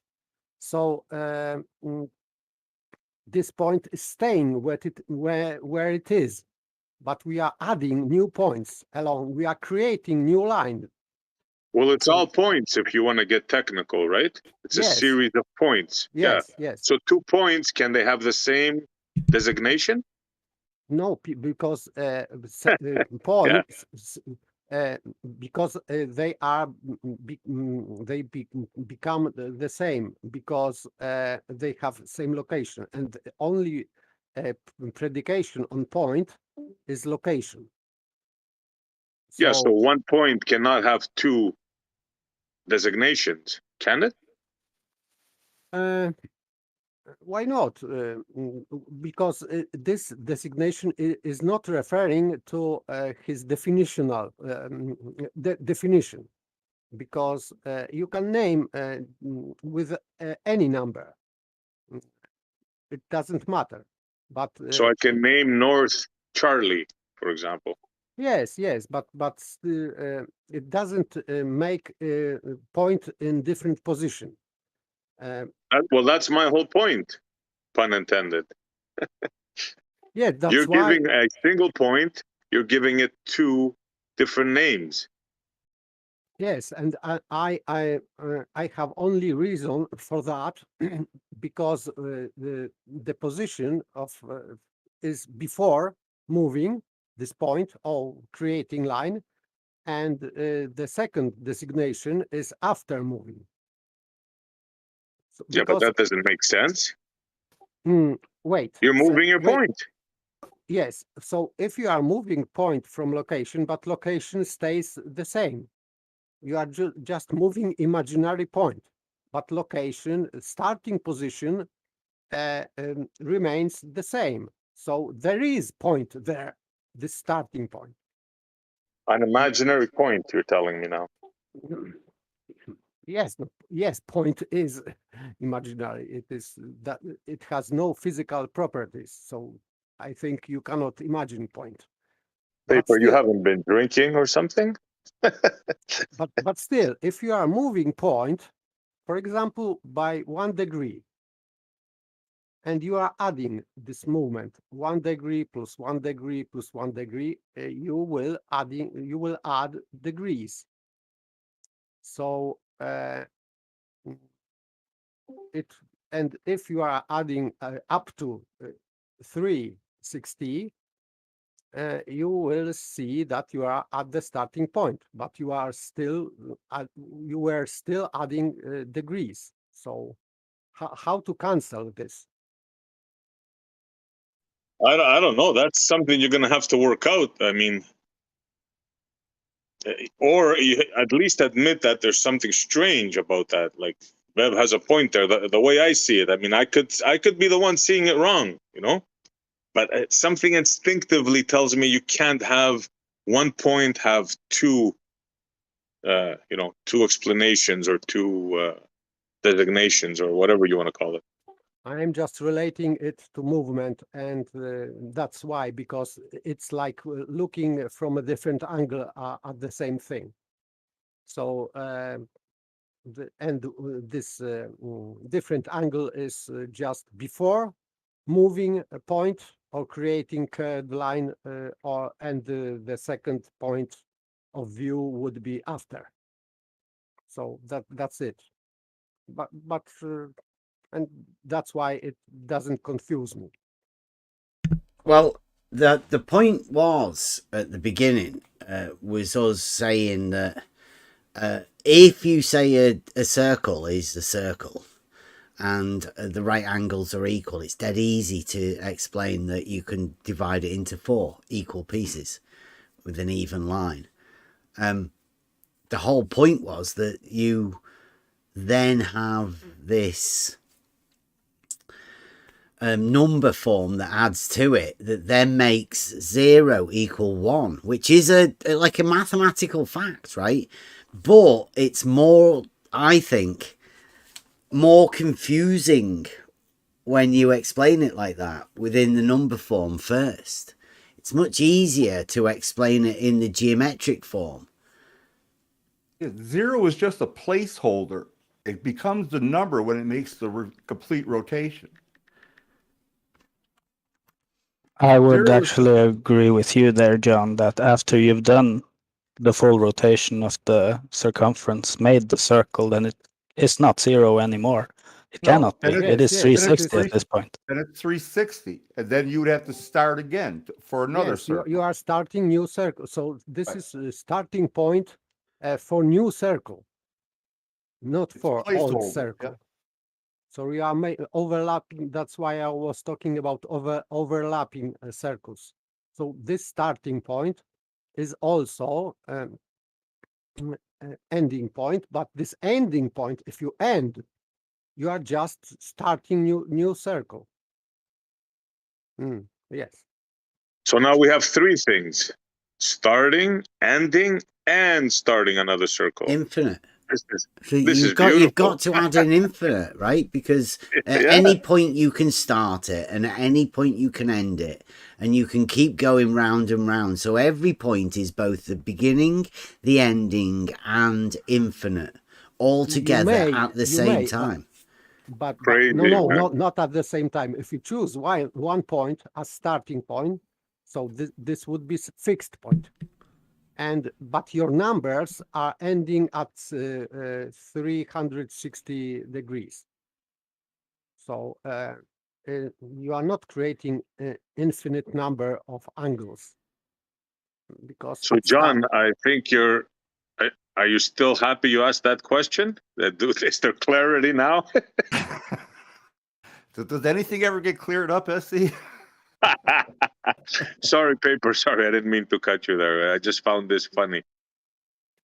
Yes, but I think this is not a very, very big problem, because I never had problems with numbers, because I have only problems with numbers when someone is trying to assign a number for not existing thing. So don't think anybody's having problems with it.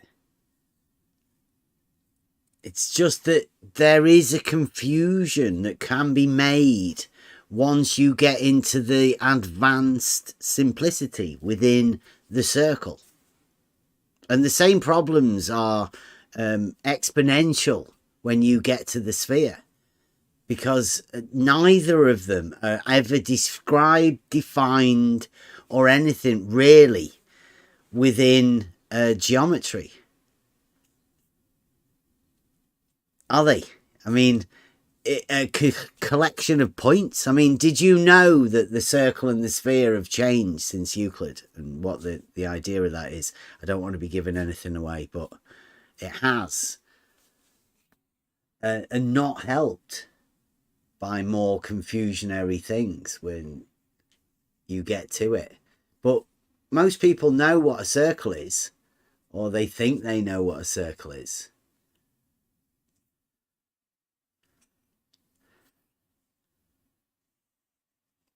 Nice, J-Ro. I like it. In the case of the circle, when you started off with the radius, you just have a straight line. And it is the center point of the future circle you're going to be making that you're measuring this angle. And I will agree with you, Paper, on there is no angle, aka 0, when you just have the straight line. But then we get down to the question of, is it a circle or not a circle? AKA when you just have a radius, or a straight line in this case, there is no circle. Once you've made a circle, then yes, then you actually have a circle. So that 0 is in the past now. It's not a thing anymore. So you only have the 360. Because if you have two straight lines intersecting, no matter the angle between them, the 4 angles that are created by those 2 straight lines intersecting will always sum to 4 right angles every time. Actually, it can be an infinite number of straight lines intersecting the same point, but my point is just either there is a circle or there is not a circle. And when you just have a radius, then you do not have a circle, you do not have 360. But once you do describe the circle with the radius, then you've moved past it. It's in the past now, though you can't give it the 0 anymore, because You've literally described a full circle, 360. Yeah, that's why I am relating to motion, because motion has something to do with before and after. So yes, this is former 0 point, but now, as we created circle, now it is 360 degrees point. Yes. Yeah. But if you're technically saying you can't have an angle from one straight line to another at 0, and then say that the 360 is the same as the original 0, but you can have an angle to it.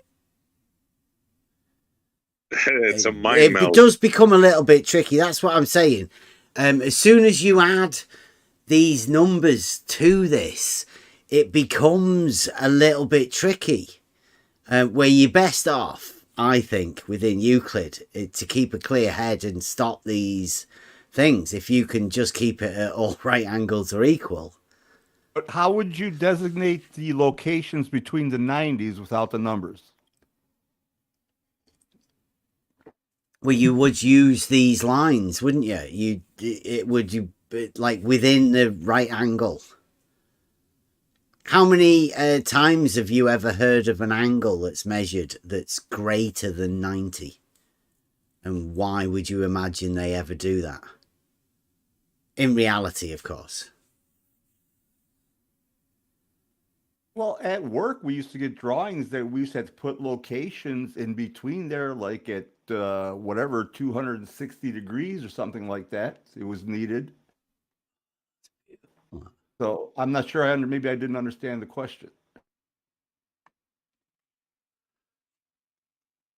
The I don't know. degrees are just division of the circle in equal parts. So in that number, because, for example, Babylonians had how it is called, hexadecimal system, or whatever it is called in English, I don't know.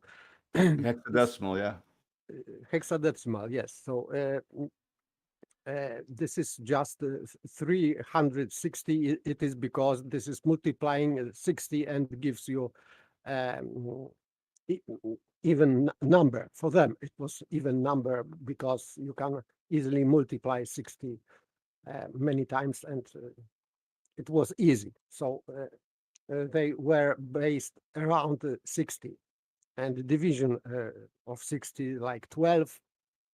So for them it was natural, but since decimal number overcome this hexadecimal system, now we can feel it like weird. Why is it 360 and not, for example, 400 or 500? Yeah, it's a different base system. It's a different base.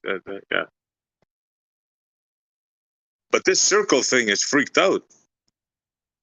It truly is. Because I was thinking, okay, get rid of the 0. But then where do you start? Then, okay, you go up to 359. Yeah, but where's 360? Right? So that one spot has to occupy two things. It has to maybe that's why they say the alpha and the omega.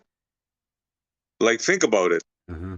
That one spot has to have two things there. If you have a circle, it has to have a beginning and it has to have an end, right? Yes, but if we are talking about alpha and omega, of course, it is from Bible, but it means because in logic, Aristotelian logic, normal, there is such a thing like final cause. Final cause, it is cause, which is your goal. For example, if we are going to buy bread in the shop, so your cause why you are going to the shop is your aim. You want to buy bread. So the cause becomes your goal. So that's why this alpha and omega, because alpha is first, it is cause, and omega is last letter in the Greek alphabet. So it means that the cause becomes your aim, your goal, final goal. That's why I brought it up, but it's both here. It's both. Yes. The alpha and the omega in one point. Yes, and in logic, there is such a thing like final cause, and it means the same, that your cause is your goal. Yes, it is called in logic final cause. Interesting stuff here, huh? Uh-huh. That's where it goes deep, doesn't it? The advanced simplicity of something so simple as a circle. That's all we were pointing out. I mean, even though I do understand what you're saying perfectly and all of this, I still personally will have to disagree on the fact that either there is a circle or there is no circle. Like, there is either or. I can't get past that. I'm with you, bro. I'm with you. So which is it? So that's why I think that 0 is without circle and 360 is with circle. See, so if you are seeing a straight line only, you cannot say that this is 360. Because this is just straight line, and straight line has no angle. So I'm sorry to do this, guys, but that's how my brain works. I just find faults in things, you know? And this is a big fault. Let me try and help you out here, Essie, right? As we know, the circle is a collection of points all around a center point at an equal distance. Now, you use those points of location. And once you make a point, you can use that as a location point, but you would draw a straight line from a point to another point. You just use the form of the circle, you know, the concept of the circle, but all points being of an equal distance apart. To framework, use the geometric framework. So the circle is there to be used as a collection of points. But once you start using those points, you can disregard all of the other points of the circle and negate it. Because you are just talking about the points either in the square or the triangle or whatever shape you want to use. But they will be straight lines used in that way. Actual practical use of them. Using the circle is only to be able to use the points upon the circumference. I could understand that. Yeah. No problem. And that is why I brought up the center point of the circle and all the straight lines passing through it. Let's take the 360 and you can draw 360 diameters through the same center point of the same circle. They will, all of those angles will add up to 4 right angles. Hands down, that's just how it goes every time. But you need the circle first to actually have all of those points in order to draw those diameters in the first place. So can any of those points have a different or 2 different designations for it? For me, no. Okay, all right. If in this case, it would depend entirely on which point do you want to start using as your first angle measurement and then go from there. Agreed. Yep. Yeah, in reality, right? You go, right, you start there. Right, okay. You want to measure a point. It's yeah, where are we going to start? There. Okay. Where are we going to? There. What? No, nobody would ever do that in reality, right? You're already there. Why would you want to measure to there? Because, what's the angle to there from there? Exactly. Oh, exactly. Yeah. You're already there. Yeah. If you are making angle, you need circle. You cannot have angle without circle. So you have to make circle to measure angle. So, yeah, but what I'm saying is there would be no angle measured, whether it be 360 or 0. There is neither as an angle when you're measuring things in reality, because you're starting at the same point that you're ending. Only within mathematics and the addition of numbers would you call that both 0 and 360 at the same time. In reality, it would be just your starting point, or your, you know, like it would be a distance, a same point marker location there. You would be no need to measure an angle from there to there. yes, that's right. So regarding positioning, yes, it would be still 0. But regarding movement, and I like it, like Aristotle, it would mean that you are talking about what you have done with this point. Maybe because, for example, if you are just staying at your place and you are turning around to your original position, nobody knows that you turned around. You are just at the same position. So someone can say that you are just staying at the same position, but you know that you turned around. But if nobody knows that you turned around, they can say that you are just at the same position, no problem. But you know, you turned around, you did something, you made a circle. So from this point of view of just positioning, well, be careful with that though, because people do say that they have made a circle by turning around, and I say that's not how you make circles. You can't just turn around and make a circle. I will point out real quick that one of the iffy things here is also the idea of adding time into the idea of a circle. It gets iffy for me, because either there is a circle or there is not a circle. Mm-hmm.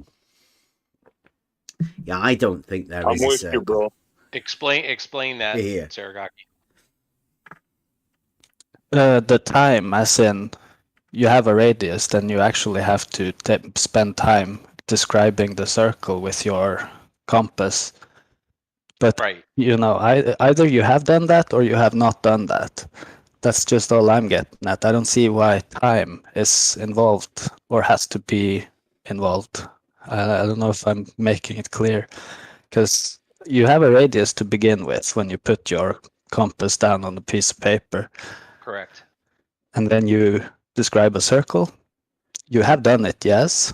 Time has passed, but you've gone from having no circle to describe the circle. And to me, it's the law of identity saying I don't feel like time is relevant here.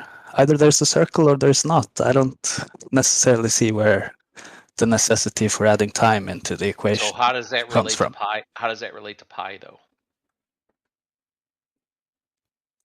Good question. Well, as you draw the circle, right? So as with all of this stuff that we do, right? You draw a square, you draw a triangle, you draw a circle, and then you ascribe a geometry to it. Trigonometry, Pythagoras' theorem, whatever. But that's not the, let's say, the mathematical, right? Because mathematical goes into the 1D and the 2D, which are concepts. But when you relate that to reality, in the fact of you drawing a circle, then people can visualize that circle. Once you've described it or drawn it, then it becomes a circle and everyone can see it's a circle. It's not, it's just a load of lead on a piece of paper. It's not the Platonic type circle, right? The perfect circle that cannot be achieved, the perfect square, the perfect triangle. We're doing our best to represent it, That isn't the mathematical thing that people see, because it's a concept within mathematics. So it's the point of us talking about this at the beginning, is the idea that mathematics proves things, but with the addition of numbers and equations that take it from the basic understanding of reality, which it's meant to be formed upon, and they've extracted it from reality and put it in this conceptual place. That's not where it actually exists. So when you talk about pi and all of that, that's people's understandings of how to get across a concept, but it does exist. The circle, once you describe it, that does exist. But if you're looking over there at that point from the position you're at, and then can you say, because there's a line, A, point B, then you can automatically turn around and say there's a circle? I don't think you can do that, because you're not describing it. You're taking that reality thing and just having a distance and saying that all around is a circle, because that's what they say, that there is a circle all around you. But I mean, how do you do that unless you actually describe it? And you can't do that. So there's a way of taking mathematics into a conceptual place, but then that conceptual place coming back in the mind into reality, and it's a land of confusion once you start doing it. That's the whole idea that I think we were getting at the beginning with SE, right?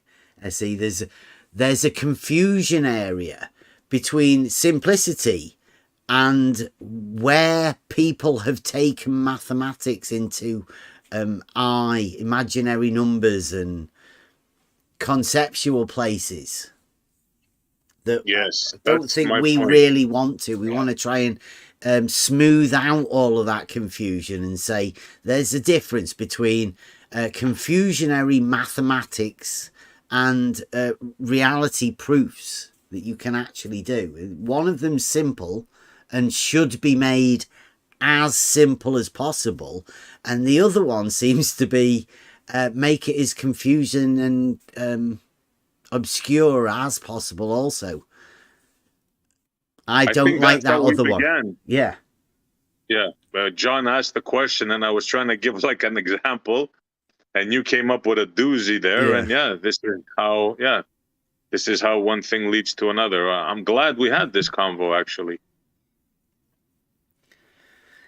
The idea of there's confusion by complication, and there's simplicity. That I think that it should be mathematics should be made as simple as possible, so it should be understood as much as possible. Whereas there's a new mathematics, J-Ro might understand, that it can be hard to get across to people, and that's J-Ro not what definitely. we want. Yeah, J-Ro definitely understands it, because he's been trying to goad Saragaki and I for the last 2 days now. I know. I'm sort of. I keep finding little things, don't I, to put in there, and it's like it's just for J-Ro. Here's a little tidbit for you. Go and have a play with that for a bit. Yeah, it's like throwing him a steak. Here, chew on that for a while. Absolutely.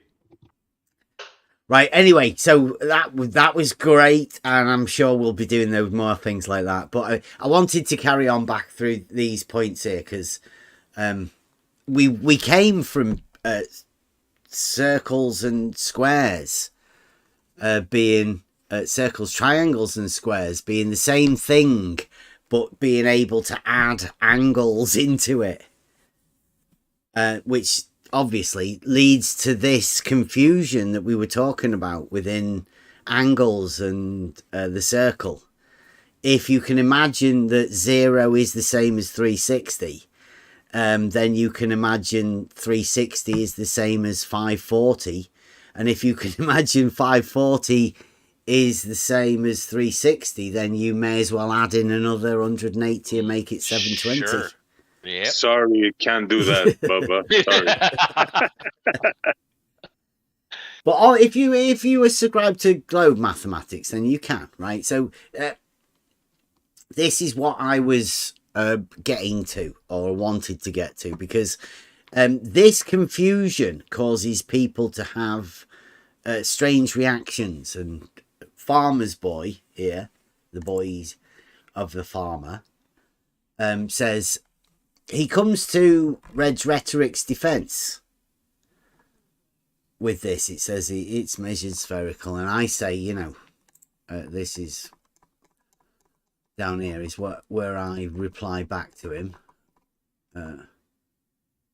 This one here, right? I say, do you get offended for other people too, or have you been offended yourself by my arguments? This is talking to Farmer's Boy, and Farmer's Boy says, I get offended by morons like you pretending they're clever. I don't pretend anything. We just have a chat. That's all we're here for. People, there are obviously people far cleverer than me, and I know that. I'm looking at you, J-Ro. And basically everyone, right? If you can teach me anything, then you must be cleverer than me, and I'm glad to learn. So, fair enough. Nice term there, morons, because that's a rumpus talk. He's Rumpus's mate. He says people pretending they're clever, lying and misleading people. I try and take as many opinions as you want. So I don't know how I'm lying and misleading people. He says you're an embarrassment to the species, me, and you don't have an argument. Well, we have plenty of arguments, and it's pretty obvious that we definitely have an argument. He says you have a delusion and quite probably a mental illness. Farmer's Boy. Not acknowledging the argument, and, well, obviously acting like a child. And this is because of the mathematical geniuses and their want to be much cleverer than us for some reason.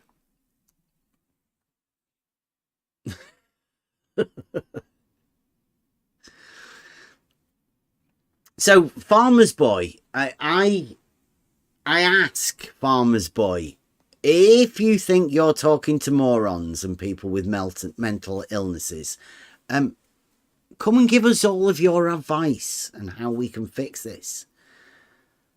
Because surely you should be able to converse with somebody that you obviously think have a mental illness, or are you unable to talk to people? Are you bigoted towards people with mental illnesses that you've diagnosed, being the boy of a farmer? Still, I don't know. How old is he? I wouldn't imagine he's still a boy, is he? Well, that's right. He looks about 40 odd. You want to read that? Read that his comment again, because I can argue that certainly does sound like a boy to me. Certainly doesn't sound like a man. The one that I get offended by morons like you pretending they're clever, Sounds lying, misleading people. Well, gee, what I offer you, Farmer's Boy, is that you can come in to this very room. I'll mute. and you can explain to everybody in the audience, everybody on the video, everybody in the room exactly what you think I have lied and misled them all to. Because obviously I wouldn't want to do that. I don't want to do that. So come in and correct us. Let everybody know where we should be corrected. Everybody has their right to speak in this room. Everybody knows that. Come on in. I would say if you're going to do that, please do come in, but bring specifics, like specifically who has Bev misled. Because if you're able to be misled by someone who's just discussing things, I don't know. Seems strange to me. Or maybe he was misled by you somehow. Maybe that's him. Maybe he's personifying it, putting it on others, but it's really just him. Perhaps he was somehow misled by you, Bev, that we don't know about. Perhaps he needs to come clean. Tell us how he offended you. Or how Bev offended you. Might be worth a chat. Yeah. I've never really had a chance to talk to Farmer's Boy about anything. He's always been, like SE says, part of the peanut gallery. He never comes out. He's never spoken to anybody. Have you ever heard it? Anybody here ever heard of Farmer's Boy talking about an argument, making an argument, defending an argument, rebutting an argument? Or does he just like cheerlead from the gallery? Yeah, from the bleachers. Sounds like, yep. Where's your chance, Farmer's Boy? That's why I nicknamed him the Peanut Gallery, man. Yeah, it's a good for name. A reason. But think of that though. Think of if he really thought that you were somebody that had some sort of mental illness, and that I'm sure lots of people know people who've had mental illnesses. Would you really want to speak to someone that way? Is that what you do? You know, maybe you go into a therapist's office and some poor bloke is in there, and maybe his wife's left him, his kids are hate his guts, he's just lost his job, he's and he's bipolar or something. That's how that's how, of course, how a therapist would suggest you'd speak to someone like that. You want to read that again, Bev? Yeah, it says, I get offended by morons like you pretending they're clever, lying and misleading people. You're an embarrassment to the species. You don't have an argument. You have a delusion, and quite probably a mental illness. Clever, that. Farmer's Boy cannot be a therapist. I mean, I'm betting. He's not got much tact, has he? No, not a very good bedside manner. If that's what you're, if that's what you think about. Twitter psychologist. Have mental illness. Yes, well, could be, I suppose. Yeah. Not a very good one. Yeah, I've had lots of them in my time, really. Yeah. So we've got here's another one that I've just looked now on Twitter. This is Plato chips. This is why I'm talking about the group of people that we're talking about. They are tiny, and we're going to start naming them because they're that small. Probably 2 hands, 10, surrounding this geometric argument. Anyway, you'll see how few there are from the globe defending the argument, right? So Plato chips, this is the one that's demanded that I give him a definition of something before he will allow me to present anything on Red's rhetorics. I don't know, strange. He says his last response makes it clear he has no intention of providing evidence, and that's why he won't commit to doing it. Talking to him without that will just be a repeat of what his call with Ryan. Why do that again? It sounds like he's trying to back out of it himself. But I mean, he's not doing anything like what Ryan did. He's not saying anything like that. Then Brad Wegner, Brad the science guy, the founder of Vertical Like a Testicle, says the only evidence Try Thinking shows ends up supporting a globe. That's his interpretation. Thanks, Bev. It would help if Bev gave data with his auto level photos. Elevation and distance would be nice. Video. Not too many people can spend an afternoon with an auto level measuring rod and no data in the end. That's because that's where the Discord channel comes in the conversation through the video. Should be simple to do. You can do it along with us if you watched any of the things. And then MacToon and his home of McToonery says he claims to have a surveying certificate. It's there on the wall. Don't claim it. It's there. Anyone can see it. But when he goes out surveying, there is no data apart from the videos of us actually doing it. Filmed footage of the camera on the auto level and me with the measuring rod. He said, this is not the actions of a surveyor. No, because I'm not a surveyor. I do have a surveying certificate, but I mean, I don't use that as anything. I just point out that I do have a certificate. I do also say I am not a surveyor, I'm a carer. But I do have a surveying certificate. So I have done this, I've practiced it, and we can show how this works. But obviously, Plato Chips, who nobody knows who that is, it's just a random nobody on Twitter that's obsessed with me. You know, like we were saying, you can go and look at any of my tweets on Twitter. Well, you can look at any of Plato Chips, at Chips Plato's tweets as well. And you will see he's thoroughly obsessed with me. 99% of every tweet he's ever done will be directed or talked about me. And there's quite a few people that are like that. Completely obsessed, especially recently.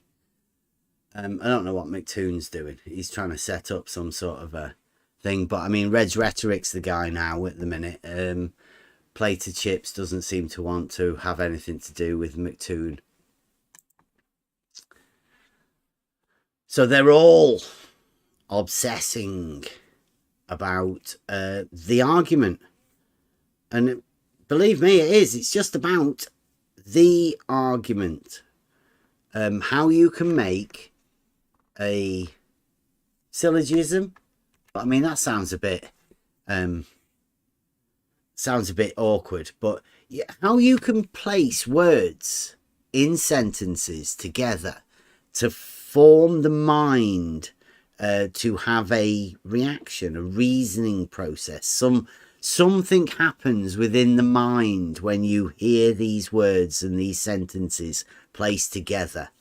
That a conclusion is formed in your mind because of these words in this particular order. That's what logic does. That's the idea of the most simple logical statement you can make that compels the mind into knowing something. It gives you knowledge at the end of it, I think.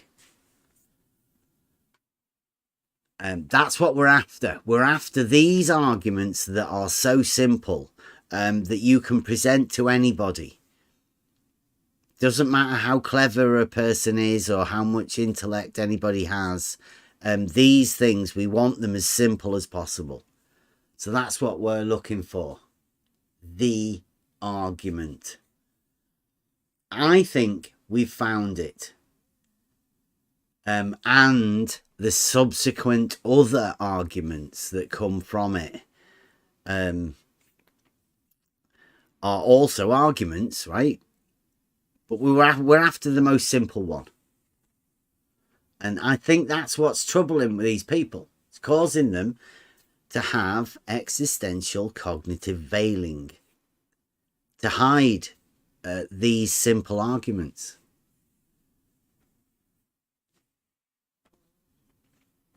It goes like definitely. this. Go on. Just gonna say, definitely ECV, inflicted. Mm-hmm. It's a self-inflicted condition. Yeah, self-inflicted ECV. We're not doing it. What the process goes like this: you make an argument simple, such as if all horizontals are parallel to the plane of the horizon, i.e., if two or more straight lines are parallel to the same straight line, then they will be parallel to each other. So you could then say, if all horizontal planes or horizontals are parallel to the plane of the horizon, then all horizontals will be parallel to each other. Right.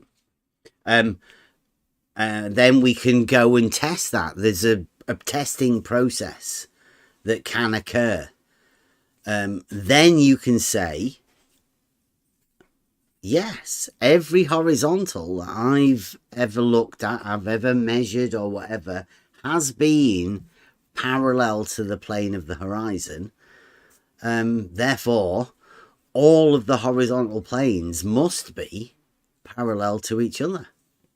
There's no other way around it. It's a logical process. One follows the other. That's so safely we can say at the end of that, almost naturally, all horizontals are parallel.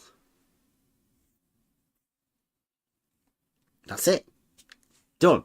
Argument delivered. Now, to anybody, normal people in reality, that would be a normal statement. No, nobody would find that strange, and all of the proofs that go to show that will show that horizontals exist. You can place it in an XY formation, cross formation, and therefore you can have 3 points at equal elevation. Therefore, you can make it a plane. Horizontal planes obviously exist. If you can establish them in reality, they must exist. So horizontal planes exist. All horizontal planes must be parallel, because you can't have a line not lying within the plane not being parallel. Simple statement. Beddy tried to come with it at first. Bring out the old guns. Blue Marble. You had your boy over there. You think that he dismissed it. Well, where's Wally? Yeah, even Wally's coming in with his stolen concept.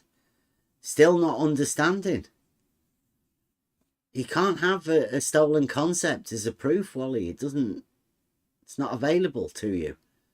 It's a self-refuting claim. It's fallacious. We've been telling you ages ago. You just didn't listen.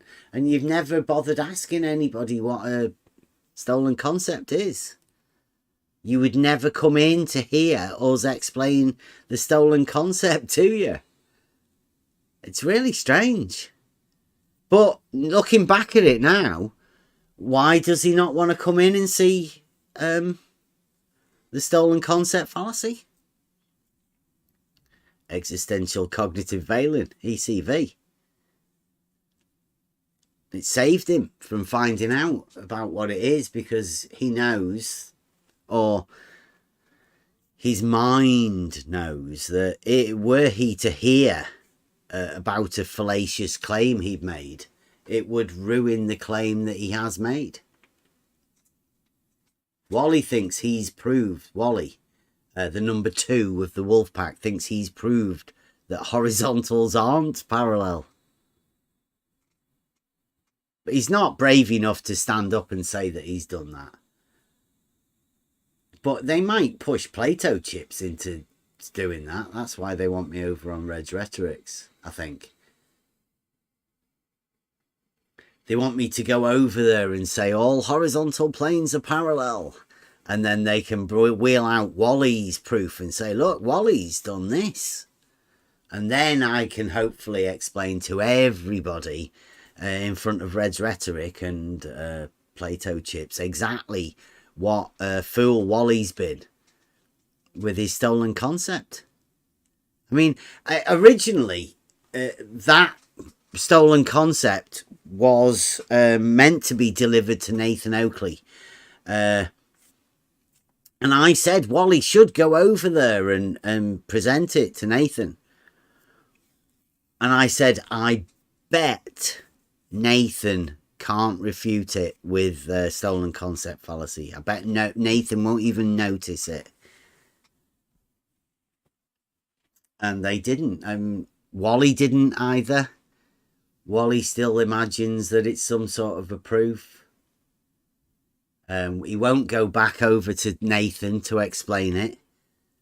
I don't know whether Nathan will allow him or whether he thinks he's done it anyway. Wally, I did. Look, he's saying now, Wally in the chat. Where's Wally, the number 2 of the wolf pack, says, Bev, you would never explain your claim of stolen concept. Oh, and now you won't let me anywhere near you. I wonder why. Because you're a fool, Wally, and you need to stop being obsessed.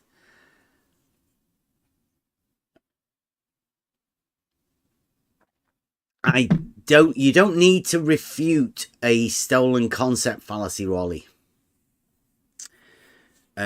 Unfortunately, we did tell you that you obviously don't understand what a stolen concept fallacy is.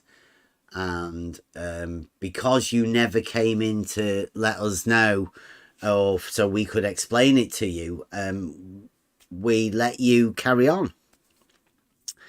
If I do, Wally, is give that as a proof to Plato, and then I will get chance to explain it, the stolen concept fallacy, to Red's Rhetoric and Plato, because you're obviously too shy to come in and see it yourself. I gave you chances not to record it as well, Wally. We've not really said much about all of these sort of things. Like I said, we're changing. It is changing. The times are changing, and the learning process is over. And now it's about time we started to let people know exactly what we've been doing and all of the things that we've found out.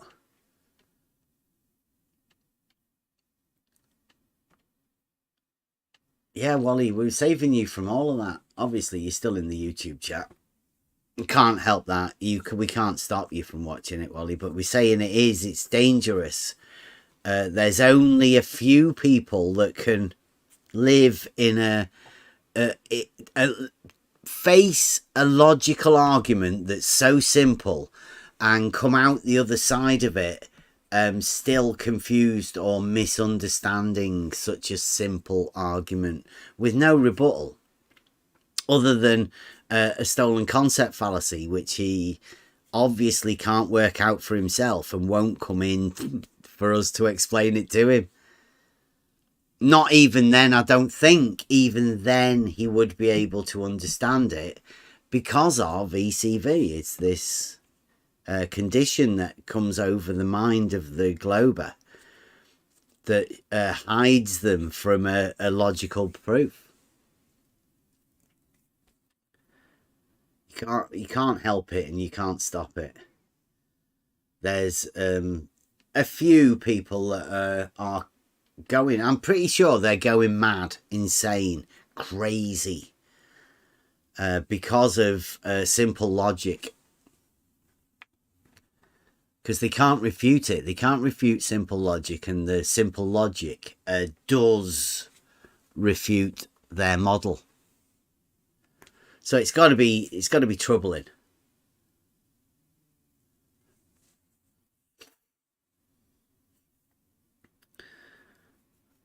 With no proof, can you even imagine trying to present a rebuttal to an actual argument. I can't. And luckily enough, I've been in the presence of people that have no proof. And they've just explained it to us all the time. Every time it's a fallacy, some sort of diversionary tactic to stop them from looking at addressing the actual argument that was been laid out for them. They're fighting reasoning, I think.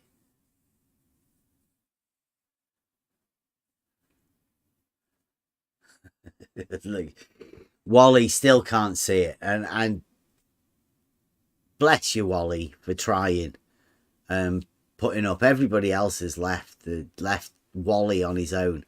So Wally says, Bev, stolen concept doesn't apply. You have to remember the way these words get added together. The stolen concept doesn't apply. There is no internal conflict with my argument, right? So he's talking about his internal conflict. There's obviously a stolen concept there, but internally he doesn't have that conflict within my argument. Wally thinks that what he has is an argument. That's a problem for the start. He says, I have 3 lines and 2 angles. It's not that hard to understand. Straight lines, angles. Yet he wants to disprove horizontals being parallel. So he wants to disprove parallels by using straight lines and angles. And Wally here cannot see the stolen concept, the self-refuting fallacy that he has. He can't see it. I have on some page I have found stolen concept fallacy of Ayn Rand. From Ayn Rand, yes. The stolen concept fallacy, first identified by Ayn Rand, is the fallacy of using a concept while denying the validity of its genetic roots, i.e., of an earlier concepts on which it logically depends. This is, and she says, as they use effects while denying causes, so they use our concepts while denying the roots and the existence of the concepts they are using. So in simple way, they are using effect, but they are denying causes. It means they are trying to imply some other causes to known effects. So if we have, for example, some natural phenomenon, they are trying to explain with different causes. So it would be also, and they are trying to invert, for example, if we have density relationship. No. Let's keep with Wally. Wally is trying to refute something by using straight lines and angles. Right? He's trying to refute horizontals being parallel by having straight lines and angles. Yes, so therefore it means that he is trying to refute straight lines because parallel and perpendicular are straight lines using straight lines. So that's the easiest way to explain the stolen concept fallacy, is to say he's trying to refute the very thing he's using within the concept to give him the proof. Yes, he can't see that. He can't understand what that is, and he can't see that that's a contradictory statement. He can't. Wally. Okay, that's why we call it. It says Ayn Rand brought it about, but It's called the self-refuting claim. Right? The very claim refutes the claim itself because it's a stolen concept, right? It wasn't Ayn Rand that did it. Ayn Rand just found... because you imagine back in the day of Plato and Aristotle, even though everything was described, can you imagine trying to use a triangle to refute a triangle? No, they were not so stupid. So Yeah, well, there you go. Ayn Rand was basically in 20th century. So it means that in that century, people became so stupid that the problem started to occur.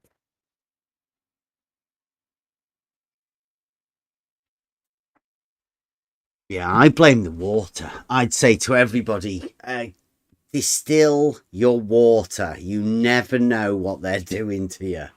Definitely distill your water. Yes. Yeah, no doubt. Yes. And once you start doing that, you will see what you're taking out or what you have been taking in. It's eye-opening, let's say. You will still be drinking a little bit of steel, but it's just a little bit. If you see what remains, like when I distill mine, I see what's left on the pot where I distill it from, and I'm really glad that I'm not drinking that. You know, I only drink the water part, or at least mostly water, because I don't think that truly clean water can exist, because it's very ready to dissolve a lot of stuff. It's one of the things it does. But just not drinking what I see remaining on the pot, that alone makes me very happy. Yep, definitely a good one, but it may cost a bit coming into this energy. May not be a good time, but I would advise for clear thinking anyway, sorting your head out and your body. It's like a bit of a detox. Good for you, I'd say. So yeah, be aware. Distilled water may help to distill your mind. Yeah. And well, Wally, I don't want to give too much away really, because I want to explain the stolen concept to them in a conversation, because Wally's been running from it, discussing that with us for quite a while, and I would imagine it goes along with this ECV, existential cognitive veiling. When you expose something that they haven't seen to them and let them see it, then they have to quickly hide it again. Like, Wally's convinced that what he's got is some sort of an argument, but he cannot see that it's based on a self-refuting claim. The very claim refutes itself, but he can't see it.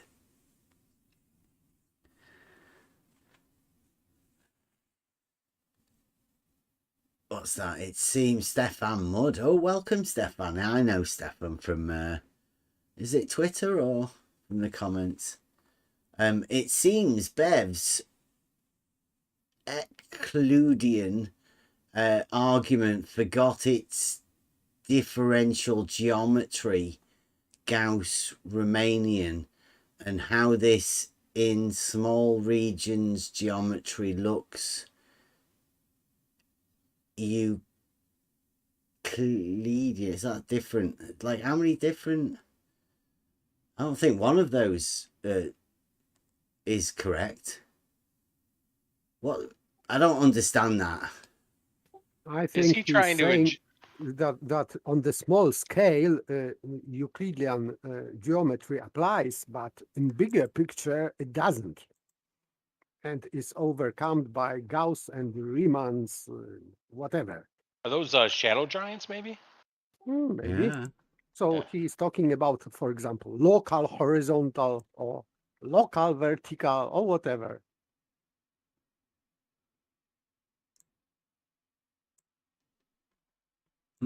He is repeating just old argument, not argument.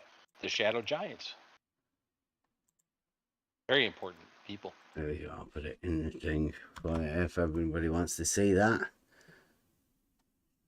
Euclidean. Don't know. They're like. That could have been Gauss. I mean, we don't want to denigrate, that person. It could have been Gauss's language there. What? Maybe that's what that is. Yeah. Euclidean or whatever. That could be Gauss. No, Gauss did developable, non-developable. He definitely understood straight lines. Gauss. I bet. This is the disco ball model. It's not. Gauss didn't have that. No, not Gauss. No, what this guy wrote. No, he's trying to reference Gauss as though Gauss supports what this guy did, and it doesn't. That's a blatant lie. Everybody knows I'm referencing that. to the small regions, but yeah, I see what you're saying. So we've definitely not forgot Gauss. We use Gauss. Non-developable surfaces. A sphere is a non-developable surface. Nice try though, Stefan. Good chance. Are you all coming in with the help? We can add Stefan Mudd to the group. So far we've got Brad the Science Guy, Plato Chips, McToon, Farmer's Boy, Stefan, and Where's Wally? Any more, guys? Come on. There's got to be more than that. Supporting the globe model against Euclidean geometric principles. Everybody knows. Right angles, straight line distances, pi. Obviously, that's Euclidean. Fibonacci. Yep, that's definitely Euclidean. You guys are fighting for the not Euclidean. So anything that you use obviously cannot have a stolen concept or a self-refuting fallacy within that. So be aware. I don't think you can use pi, Fibonacci, straight lines. No axioms, no postulates, nothing. No. They can't have anything, can they? It's one of my favorites, that not Euclidean, non-Euclidean. Anything not what's described in Euclidean geometry can be at your beck and call. Use it at free will. I.e. not reality. Yeah, not straight lines. Right, straight lines are definitely out. You can't have that. For example, there is an axiom that part is not a whole. So I would invent in place of that some new axiom, which contradicts it. It would have to be. I'm curious, how can someone invent something in place of that? I think when Saragaki did his proof of perpendicularity. Saragaki's proof of perpendicularity. He went to axiom 1, and this is sometimes known as common notions, but definitely within the foundations of mathematics, right? And it goes, it says axiom 1. This is after the definitions. Axiom 1. Things which are equal to the same thing are equal to one another. Like a semicircle, right? If it's pertaining to the same circle, then the diameter divides the circle into equal parts. Quite easy to understand that. And Saragaki used that within his proof. Now, that's Euclidean, or at least it's within the foundations of Euclidean, within the axioms. So, not that. Unfortunately, you're going to have to use not that. So something like, I don't know, things which are equal to the same thing are not equal to one another. Or maybe things which are not equal to the same thing are equal to one another. I don't know which one of those, to the negative side you would want to go, but you would have to put a not in there somewhere. And we could go through every one of them like that, because these are all Euclidean.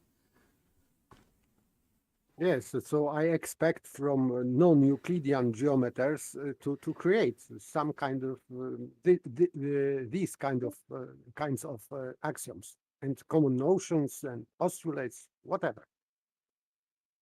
Yeah, you should really have to do the lot of them. Hey, you could use Imaginometry. It's already been done. I bet it's one of the best non-Euclidean geometries there is. Imaginometry. Imaginometry. Remember the fun we used to have with that? That was good. I have problems with imagination because, for example, if we have axiom that part is not the whole, it means that part has to be smaller than the whole. I cannot imagine a part of a thing to be greater than the same thing. I cannot just imagine that. I can imagine that part is smaller. Whatever I well, wait a minute. We do have these sort of things in Imaginometry, right? Where stated that things can be imagined differently. About that, see, that's sort of non-Euclidean, right? Anything yes, in reality can be imagined differently than what it is. How about something like that? That's a good. Yes, I would say that word imagination doesn't work really here because it is just pure fantasy. Yeah, it says that as well. Imagination. That sounds like a perfect axiom. If you can imagine it, make it so. I don't think so that people can imagine in their mind, for example, that part is greater than whole. Because what we can imagine, we can describe it on, for example, on the paper. So we can draw what the image of our image in our mind. So if we cannot do that, it means that it is not imaginable. So I think that if they say that they can imagine, they are lying. Because they cannot depict it in the screen of computer or whatever, or on the piece of paper.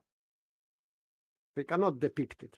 So that's why, for example, this Minkowski space, whatever time, they cannot draw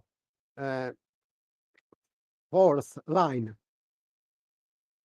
of a dimension. So even Red's rhetoric said that this is simplified version with 2 lines. But of course, this is, for me, this is a lie, because you just cannot draw 4-dimensional grid system. in space. It is impossible. Oh, I was just having a look on, if you type in on Google, Imaginometry. Try it, it's great.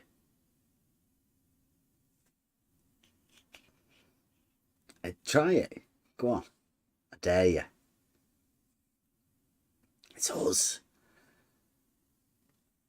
Imaginometry on the level. Second one. Boom.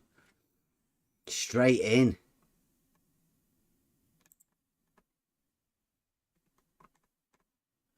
Should we go to the axioms? Do you want to hear the axioms of Imaginometry? I am there. I am there. Scroll down to the axioms. See how well you do. Actually, there's one. I think it says. Do I put it at the beginning?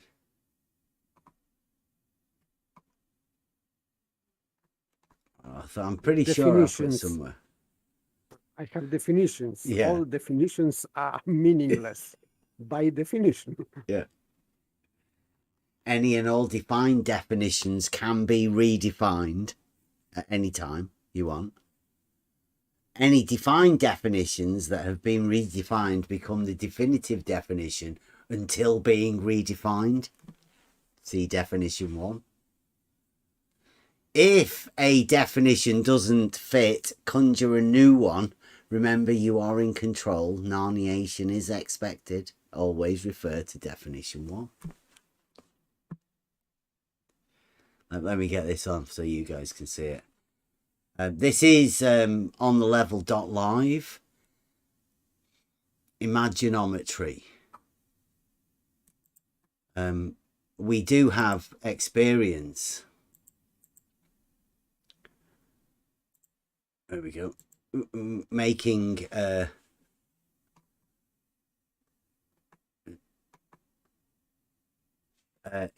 non-Euclidean geometry. I don't think anybody else has ever gone to this sort of extent for a non-Euclidean geometry. Imaginometry is obviously only existing in the mind. You should never, ever try and realize this. Not possible. Keep it in the mind. Never make it real. Never even imagine it's real. A point, yeah, this is a good one, right? A point is that of which you can imagine as being a series of interconnected points making up everything from nothing or making something into nothing. Works both ways. Imagined.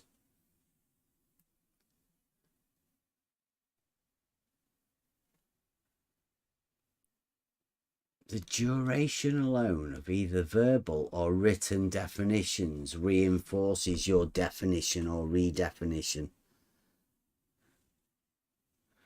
Just waffle about it for as long as possible.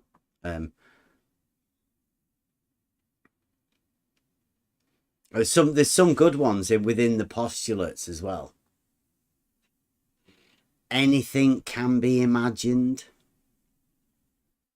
Anything that cannot be imagined can be imagined to have been imagined in the future. You like that one? Proud of that one. Yes, appealing to the future, yes. Yeah. Once the conceptualized imaginings are envisioned to be truly imagined, then the imaginometrist can become the imaginometor.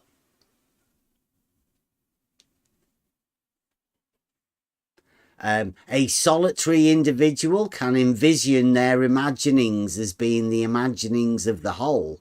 Therefore, an individual's imaginings can be imagined as the consensus.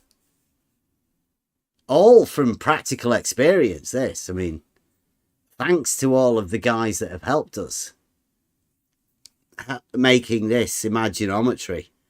We didn't just make this stuff up. People have actually told us these things. Anything that can be imagined to be real. I think Brenda did that quite recently. Which isn't... What? Is that Brenda? I don't recall saying that. You said you could make things up and define them however you wanted to be. And you could realize them by imagining them. Did you not?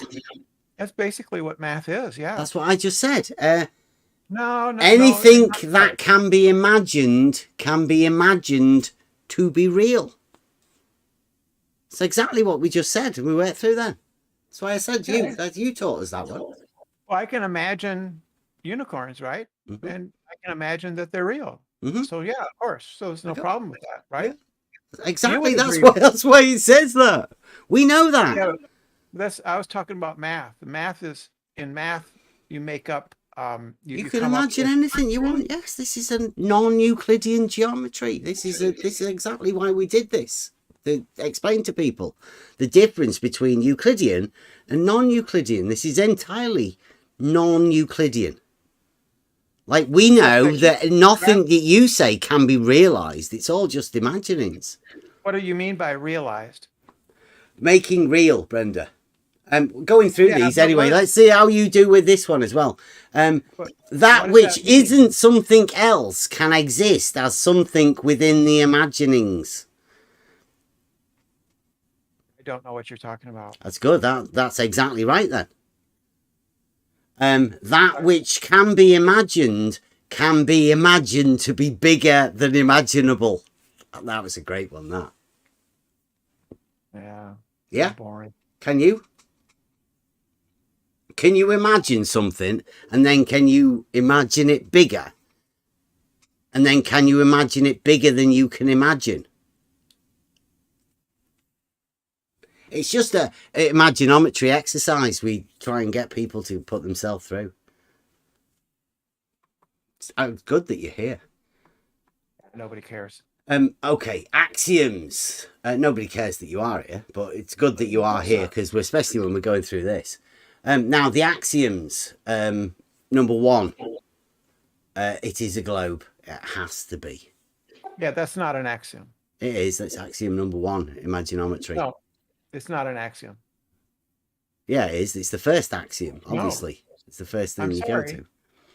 You don't get to tell us what our model is. That's not an axiom. No, this is imaginometry. This I do get to tell you, because I literally wrote this. I wrote all of the definitions, all of the postulates, and all of the axioms. And the imaginings. Other people helped, obviously, but like you helped give us the idea. For your flat Earth yet? I don't have a flat Earth, so you know that, Brenda. No, you say you do. All imaginings must assume a shape. Can you imagine something without a shape? No, I don't think so. There you go. So that's a good one then. Anything in reality can be imagined differently. Yeah, this is really boring. You can imagine something differently, can't you? This is just your bullshit that you made Axiom 3.3. Very interesting. Right? It says, when your imagined shape is under an augmented threat of another's imagined competing shape, then the imaginometrist, i.e. you, must imagine that the thought violator must be willfully ignorant of the imaginometrist's perception and automatically reject the opposing thought shape. Yeah, I suppose you definitely go along with that one. That's why we did it as 3-3. Because I would say that thought violator, it would be a thought crime. Like in Orwell's, yes? Yeah, that's why they get offended. I mean, Brenda, you do get offended of your imaginings of what you imagine other people are thinking about, right? Can I make a comment? Yeah. So, what I hear so far, imaginometry is in 100% total and absolute accord with the globe geometry. So,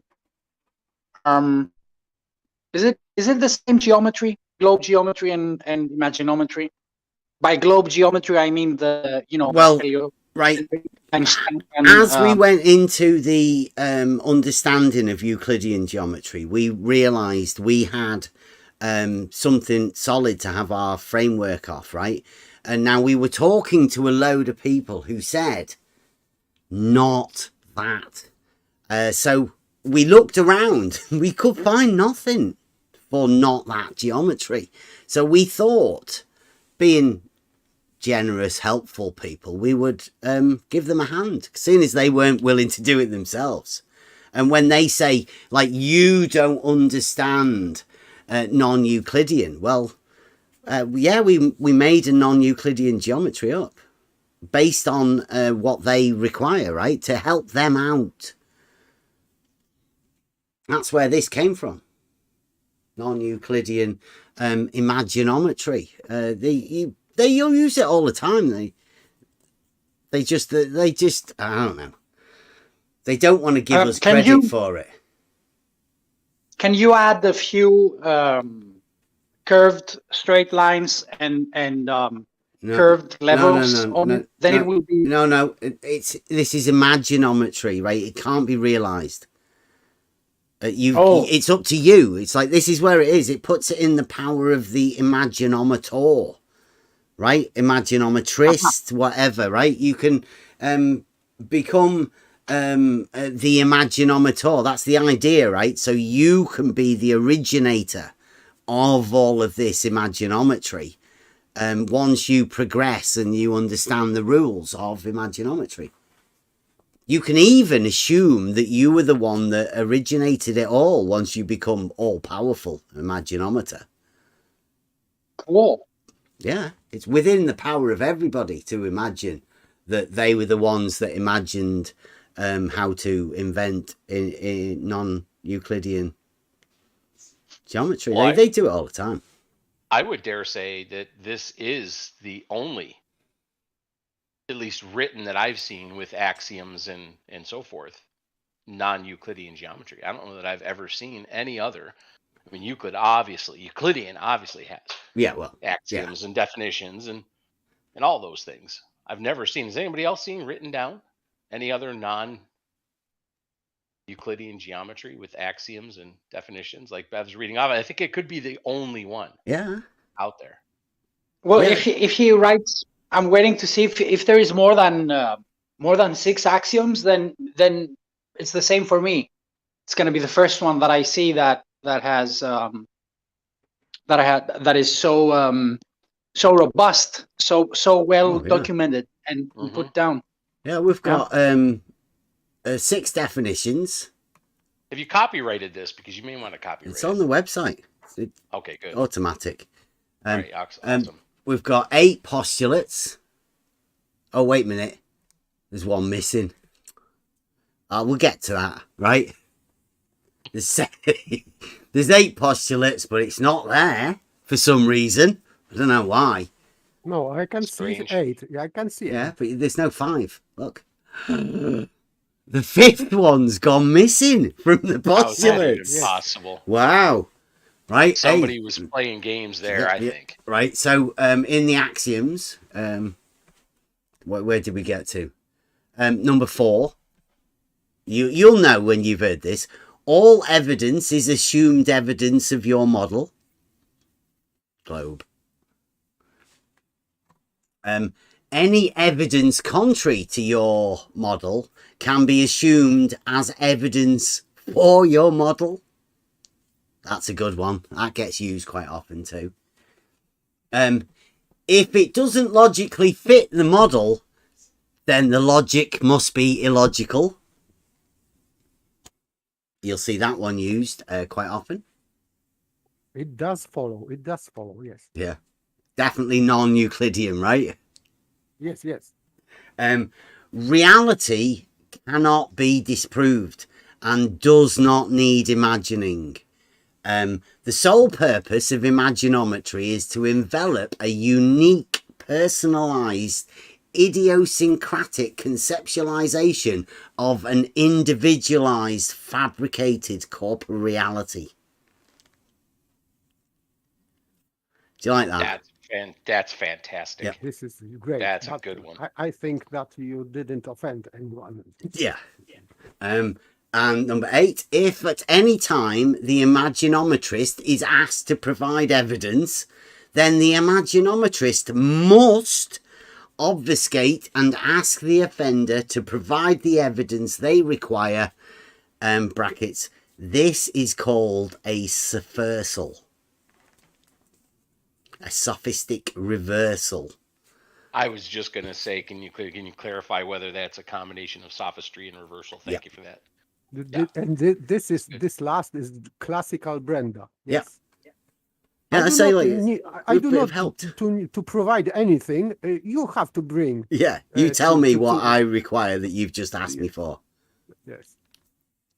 And the 5th postulate, somewhere at the end of the axioms here, says if an imaginometry axiom meets a perceived axiomatic obstruction as to cause the imaginometrist distress, then the imaginometrist should disregard the offending thought and fabricate a new axiom. This is one of the steps to becoming the imaginometor. You like that one? Imaginator. Yeah. The originator of making your own axioms up. Whenever there's an axiom that doesn't quite work, make a new one up. That's called the 5th postulate within non-Euclidean geometry, right? It sort of helps you understand how non-Euclidean geometry would work, have it being basically the opposite of Euclidean. So does non-Euclidean geometry mean non-geometric geometry? Like you said, you can't realize it. Don't even try to realize it. That's for reality. This is completely imaginometry, right? All in your imagination. It can never be realized. And this is not necessary because 6th postulate states, this is very Brenda postulate, anything that can be imagined can be imagined to be real. So that's it. Yeah. You don't need to realize that. Yeah. You just imagine that this is real. Exactly. And if it is not sufficient, then this last statement that you imagined that it is real, you can also imagine that this thought is real. And you can just go into infinitum and you will be happy. You just may imagine that what you think is real. And what you think about what you think is real, and what you think about what you think about what you think is real, and then maybe I think you will be happy, or Brenda will be happy. Yeah, it's all about the imagination when you come into non-Euclidean. Obviously, because Euclidean governs reality, then anything non is something that doesn't exist in reality. It cannot exist in reality, right? Keep it in the imagination and you'll be safe. Never try to depict or even draw anything, right? Never try and answer a question about it. Never attempt any of that. Just completely think about it. That's the best way to do it, right? If somebody asks you a question about your model and it's non-Euclidean, just think about it. Try and thought project it into the person that's asked you it. I think you drove away the Brenda forever. Are you sure? Yeah, I think so, because like with the introduction of this Imaginometry, what is practically happening now is that I think you gave yourself and all of us permission in this Discord to, you know, talk about Imaginometry every now and then. And you clearly laid down the axioms and the postulates. So I don't think the Brenda can handle that because it was used to coming in and talking to you while you were coming from a very specific place. But now I think Brenda is scared that you may be all over the place. Maybe invoke Imaginometry every now and then, or tell them off because Brenda invokes Imaginometry. And I don't think Brenda is ready for that. So yeah, you might have scared Brenda off, I think.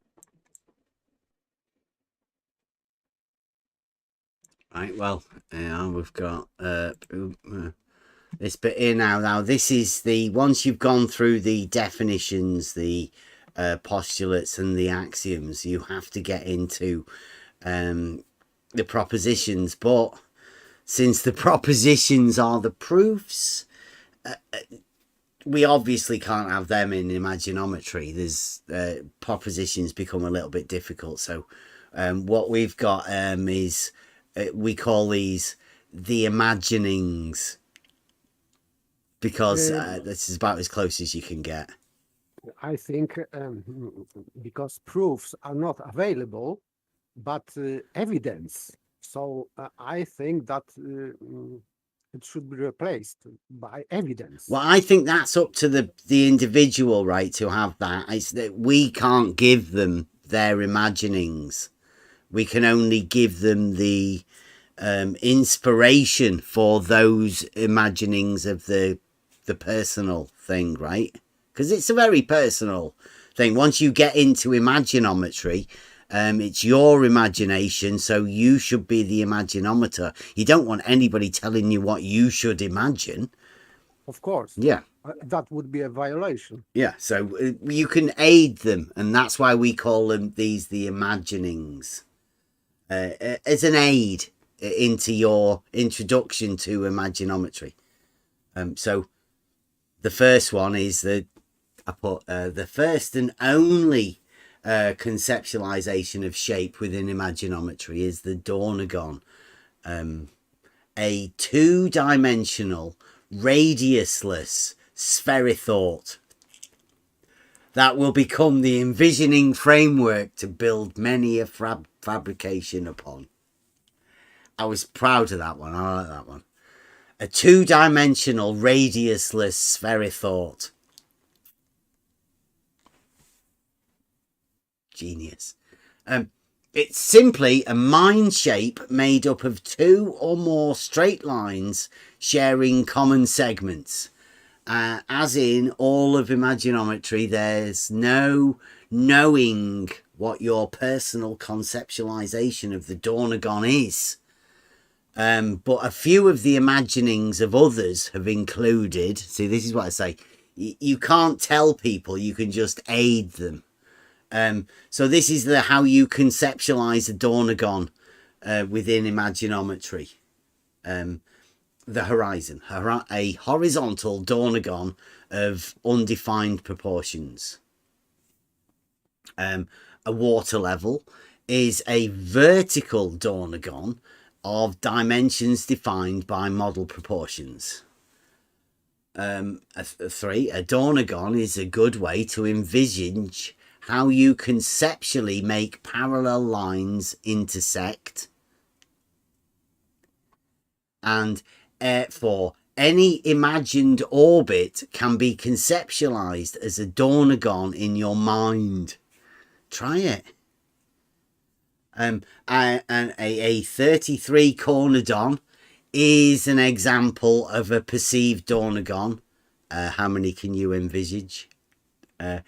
If a misunderstanding of two dimensions is not enough for you, then you can always add as many extra dimensions as required to a Dornagon and conceptualize an imaginahedron. Please use caution, though. Beware of the Penrosegram. If this occurs, don't tell anyone. Keep calm. And we go into the further imaginings. These are, imagine a two-dimensional surface with all points equidistant from a point. Submitted by Brad, the science guy. See, these people have helped us out. I'll repeat that one again. This is what Brad's actually helped us with. Shout out Brad, the science guy. We talked about him earlier. Vertical like a testicle, Brad. Imagine a two-dimensional surface with all points equidistant from a point. Go on, imagine that. The closest I can get to is a ring that is infinitely thin, like a circle, I guess. Well, all points. But circle is not a surface. It means. Yeah, exactly. It's not a. It's not a surface. And all points aren't equal, equidistant from a point. So how can it be a surface then? That's not easy to imagine. That's why I know. That's why it's you need to do training to become an Imaginometer, right? You, like you say, you've got to be careful of the Penrosegram, because leading these questions into your mind, you have to take them to places like Brad the Science Guy, and if you've seen what happens when you don't want to go there, really. No. Leave it to the experts. This, I mean, if you're happy with Euclidean geometry, then you don't need this. It's only for people that want not Euclidean geometry. I'm quite happy with Euclidean geometry. Oh, he's just trying to help the other people. He says, any shape defined and proven within Euclidean geometry can be imagined differently in Imaginometry. Can and must, that should be. As in Axiom 3, and imagined by multiple people, including Gem Panda, PhD Tony, Fight the Flat Earth, and the astronaut son, M. Scott Veach. A triangle having more, that could be longer, that one now. A triangle having more than 180 degrees, brackets, spherical excess, and impossibility in Euclidean geometry are easily imagined differently in Imaginometry. And then we've got the Imaginometry humour. What do you call a sphere with no radius? 2D surface.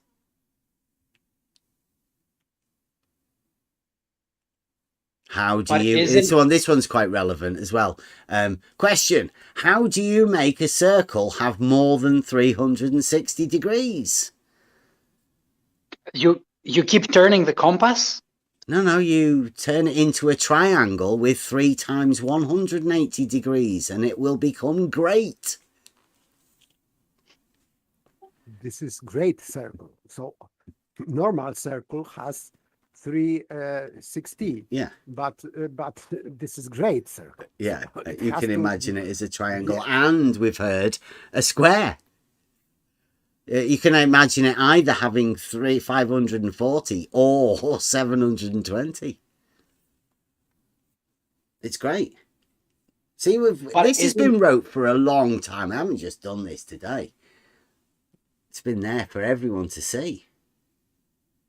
Isn't the triangle with more than 180 degrees just a natural consequence of the expansion of the diagonon that you mentioned at the start?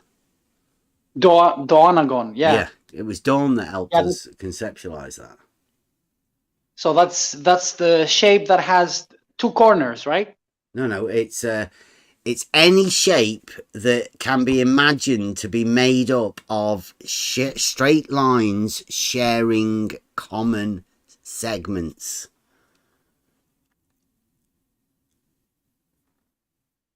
I think I'm drooling now. I'll Like better take like a the back seat. horizon, right? Oh, here we go. The horizon, right? It's obviously horizontal, and then you turn, and there's a horizontal, and there's a shared segment in the middle that was horizontal. So you are adding horizontal lines with shared segments, right? And what do you get? What shape do you get? Dornagon. Shared straight line segments. I don't know. I'm just a novice. I'm not an imaginometrist yet. I know. So it takes a bit. I wouldn't go there myself. And I did put at the bottom of this globe philosophy. Anyone knowing anything from reality that contradicts the model is wrong. Anyone not believing the writings of the great shadow giant modelers of the past is wrong. I should put there as well as a liar, because that would be definitely part of the philosophy of the globe. I'll read that again. Globe philosophy. Anyone knowing anything from reality that contradicts the model is wrong. And anyone not believing the writings of the great shadow giant modelers of the past is wrong.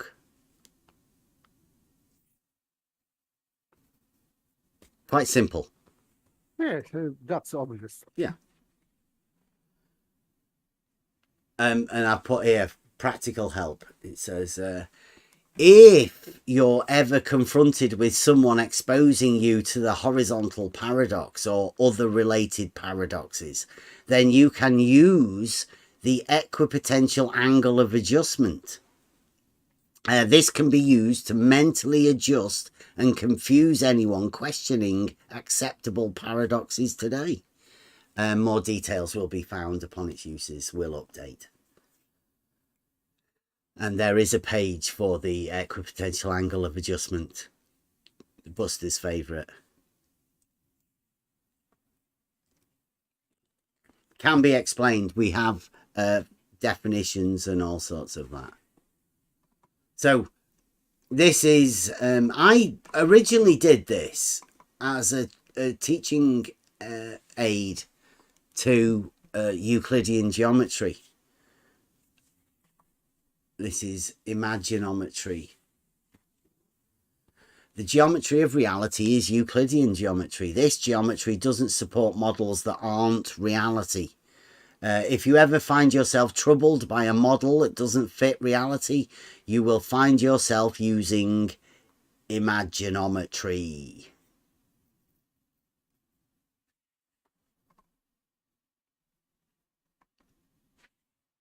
There you go.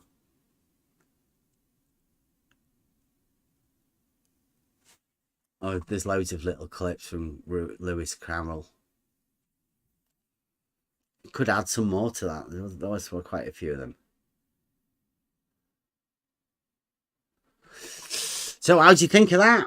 Brenda's gone, obviously. Yes, and that's why it's not good, or it is good, but Brenda is not going where he should to go. He should to go to this page to consolate himself. That would be good. Instead of shouting and calling names and being nervous, this is not healthy. Better to go to this page and calm yourself and calm your mind. You will find everything you want. Yeah, you can find solace, can't you, within Imaginometry. If you're ever troubled by Euclidean geometry or anybody talking about reality, troubling you, you're getting stressed and angry, you find yourself calling them names or whatever, you should relax a bit. Go and learn a bit. Maybe you can add a few of your own. If you find any problems that we've got within this, we're quite readily accepting to add something. If it put it through the process, we'll ask the guys, we'll see if anything fits. If anybody can come up with any other things, we'll see if we can add to it. It is on the level.live website, which we will keep going. I keep saying this, I should really update it, but there is quite a lot of stuff, and I could do with a webmaster, because I've done all of this myself. Hey, Bev. Yes. You ready for a new topic? Yeah. So in the YouTube chat, I've been chatting with Phil in the YouTube chat, and we've been talking about the Trivium. Phil is Phil's got to run, but maybe he'll listen to this later on. But Phil has been lamenting the fact that he thinks that we're approaching the Trivium wrong, and that because that's taught in university as it is used in university, in his opinion, and I think many others share this as well, to almost as sophistry, to bring people into a fantasy type of world. It's not what I call the true Trivium, the things that we've been going through. Really? And I said, absolutely, the universities are there to, they throw books at kids, tell kids to read this or that, and claim that it's somehow the Trivium. They're giving them grammar and logic and teaching them rhetoric. And I think most of us here would agree that universities do a shitty job at that, right? So he asked what the process. I said, to me, the Trivium is a process. It's not a book. It's not something you could pick up, even though I have a couple of books on the Trivium. It's not something that you can just pick up and go, oh yeah, that's the Trivium there. No, it's made up of 3 components, and it's more of a process. The process is what I wanted to talk about. And if you would tend to agree with what I'm saying, that it's a process, it's a journey, right? Yeah. The Trivium is a journey, right? So what is that process? To me, it's start with first principles, an understanding of what first principles is. That's, to me, one of the first things. Second, get with a group of people and understand the grammar. To me, the best place is where we started, which is Aristotle and the Organon. It's difficult. It's a grind to get through that, especially the predication, but that's a very important part to understand before you can get to logic. And then go to Aristotle for the logic, because logic has been warped since that point, in some cases very badly. And then the rhetoric follows from that. It's just speaking those things. So I don't know what you all think about that, but I thought it was an interesting conversation, because Phil and I were going back and forth. He was saying you're giving the Trivium, and the Trivium's basically warped. It's something they teach in university, and it's pulling the wool over the kids' eyes.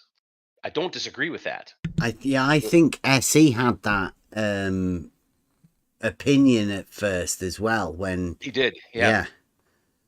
And I would go along with the fact that you, first off, what you see is something not being right, and you not being able to explain it, you being confused by something, and then you have a need to be able to try and work that out. Then it becomes necessary for you to look into the foundations of why you perhaps aren't quite understanding something, because that is a personal thing. It's not because somebody else isn't explaining it to you. It's you have to process that information, and there becomes the reasoning behind the Trivium. So like I said, I think this all works backwards and forwards constantly. That's why we're always going back to the advanced simplicity, because you think you're getting somewhere and then a problem will arise and you think, oh, where's that? How do we find a solution?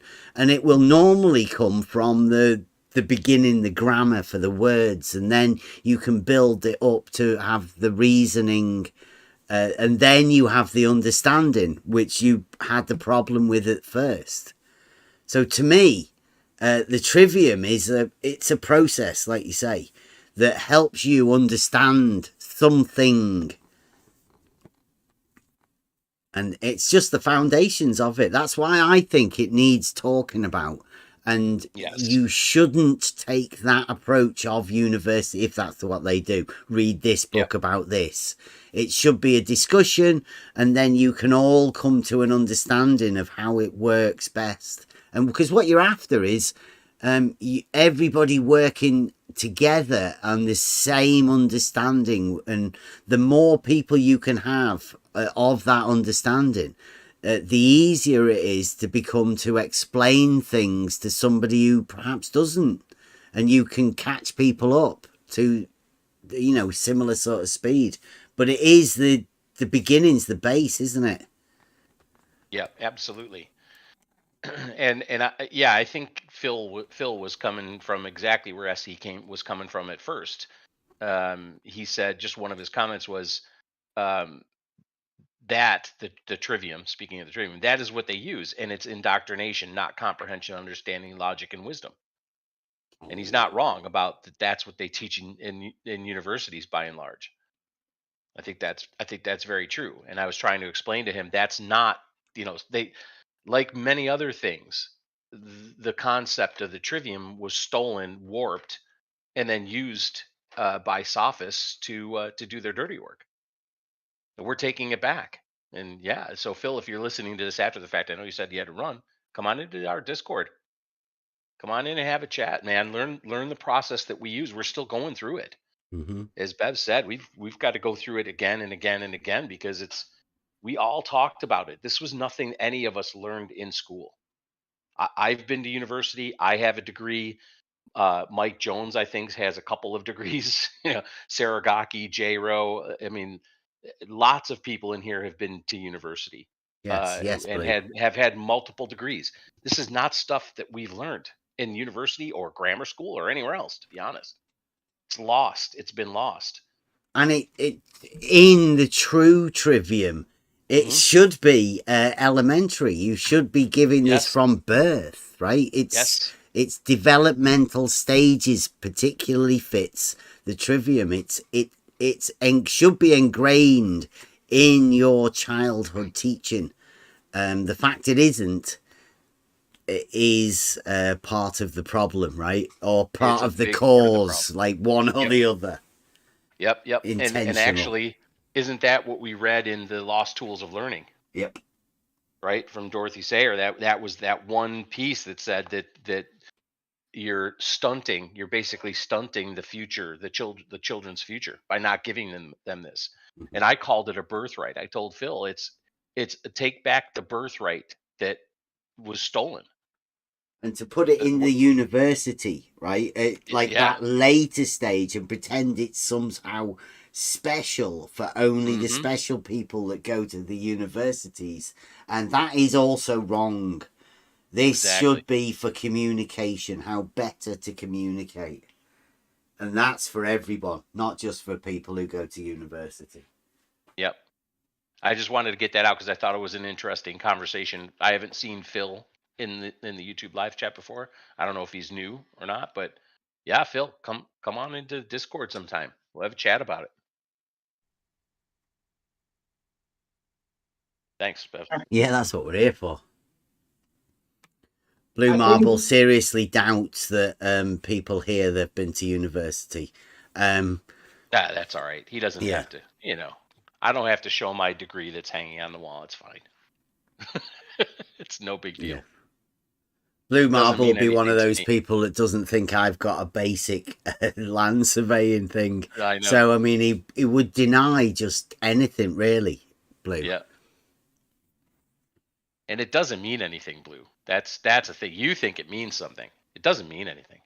Yeah, going to university to be taught Means some of the basic stuff from the Trivium that should have been taught from birth, right? I mean, that's not something to be proud of.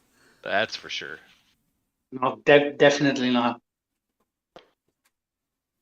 I mean, for sure, there is lots of things that are not right in the modern school system. Like, first of all, it has like a military style structure where there is like the bell, that rings, and you gotta. I mean, in some other countries, you like do a military. You make rows. In some, you even say a prayer before you go into the classroom. And then there's this system with a bell that gives signals that you should sit down and shut up and listen. So somehow it was transformed from a place that you that one learns how to ask the right questions into a place where you are dictated the correct answers. So it's lots of memorizing and repetition, and if you don't do that right, then you are punished and mocked. And if you memorize, whereas if you memorize and you repeat accurately, then you are being promoted. You're given a good grade. So it looks a little bit like it's like the whole setup is a warming up system, like a grooming system for obedience to a hierarchical structure, to me. Definitely. And as for the material that is being taught, it's horrible. Instead of teaching practical stuff like according to what ages, according to the ages, right? Like practical stuff like foraging for food or infrastructure, simple constructions, the human body, the basic stuff about human psychology, and in general, knowledge that can liberate, and make someone more prone and keen to sustaining themselves. Instead, you get lots of material that has to do with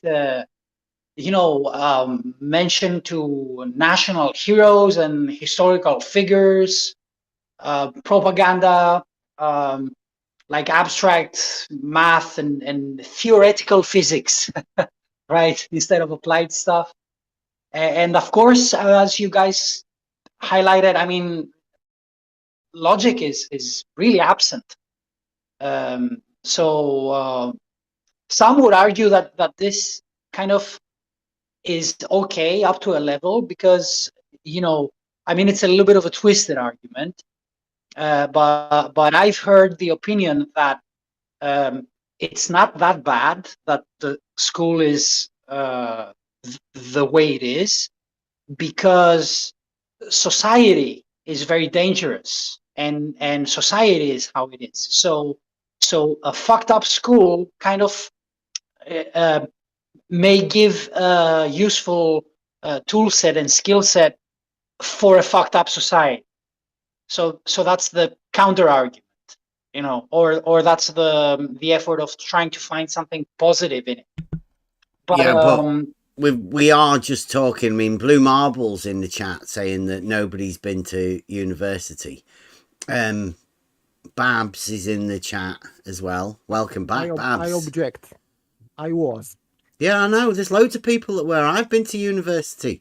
There's loads of people with degrees in this. So Blue Marble's talking shit, right?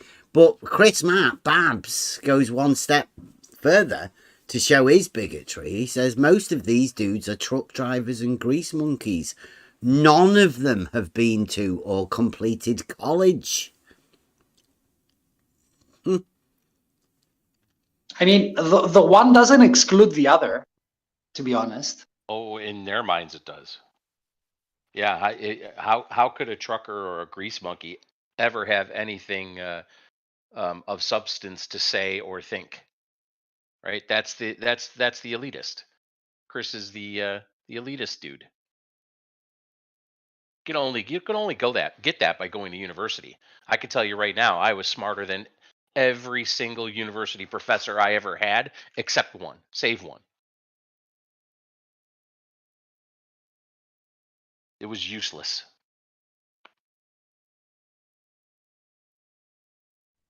And it has university level students that they have never ever been taught logic.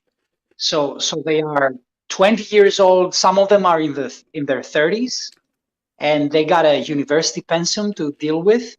And logic is nowhere. They've never been taught it, and they're not going to be. And it's not in the offered classes. Yeah, let me read from, if I can for a second. Let me read from the Lost Tools of Learning. We went through this a little while ago, but since we're on this topic, it's worth repeating again. The topic is the going through basically the Trivium and understanding the importance of those lost subjects, those things that aren't really taught anymore, that you really have to take back. You're not going to get in any kind of university, no matter what university you're talking about. The most expensive ones, it won't matter. So this is what Dorothy Sayers says about young men and young women. And this was back in her time. This is not modern. This is many decades ago, as I understand it. I think the 50s, if I'm not mistaken. So she says, "For we let our young men and women go out unarmed in a day when armor was never so necessary. By teaching them all to read, we have left them at the mercy of the printed word.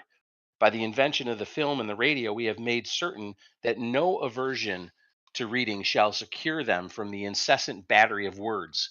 Words, words. They do not know what the words mean. They do not know how to ward them off or blunt their edge or fling them back. They are prey to words in their emotions instead of being the masters of them in their intellects." Get that. How do you like that? They do not, let me read that again. They do not know what the words mean. They do not know how to ward them off or blunt their edge or fling them back. They are prey to the words in their emotions instead of in their emotions. Get that? Instead of being the masters of them in their intellects. That's beautiful. Isn't that brilliant? Yes. Yeah. We who were scandalized in 1940 when men were sent to fight armored tanks with rifles are not scandalized when young men and women are sent into the world to fight masked propaganda with a smattering of, quote, subjects, unquote. And when whole classes and whole nations become hypnotized by the arts of the spellbinder, university, we have the impudence to be astonished. We dole out lip service to the importance of education, lip service, and just occasionally a little grant of money. We postpone the school leaving age and plan to build bigger and better schools. And don't we? She's talking in the 50s now. Look at the schools that we build today. Massive, huge structures with the money that the endowments that get sent to these schools. Just a little aside. That was my aside. That's not in here. I go back to what she said. We dole out lip service in the importance to the importance of education, lip service, and just occasionally a little grant of money. We postpone the school leaving age and plan to build bigger and better schools. The teachers slave conscientiously in and out of school hours, and yet, as I believe, all this devoted effort is largely frustrated because we have lost the tools of learning, and in their absence can only make a botched and piecemeal job of it. How do you like that? Truer words have never been written, in my opinion. 70 years ago. Mm-hmm. Yeah, she's completely on point, in my opinion, and she's nailed it. And in the 50s, it was also like the Western world was coming out of the Second Industrial War. And that was the era where radio astronomy and television, It was the advent of television and radio astronomy and the American dream and space stuff and all of that. So I think those worked in unison. Those things plus the suppression of the Trivium and the fucking up of the school system beyond recognition. Absolutely.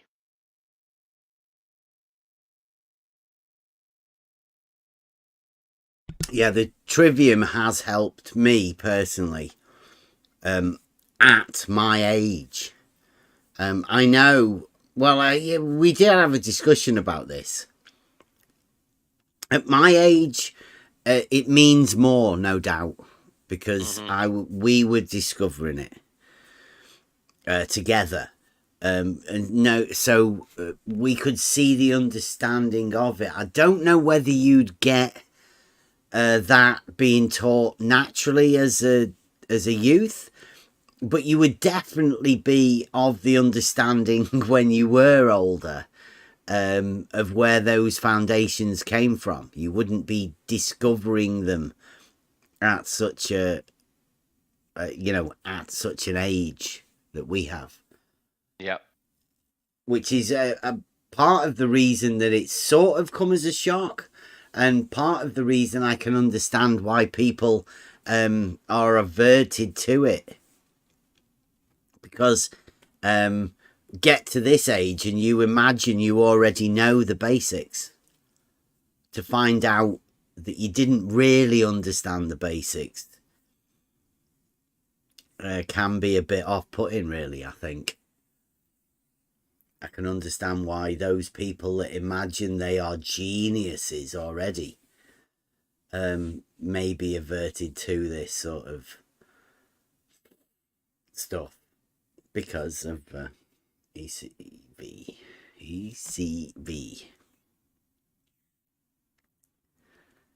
It's hard work to look at. It's not for everybody, like you say, because you have to go back to the basics. But if you are the sort of person who's a little bit inquisitive about things and likes being inspired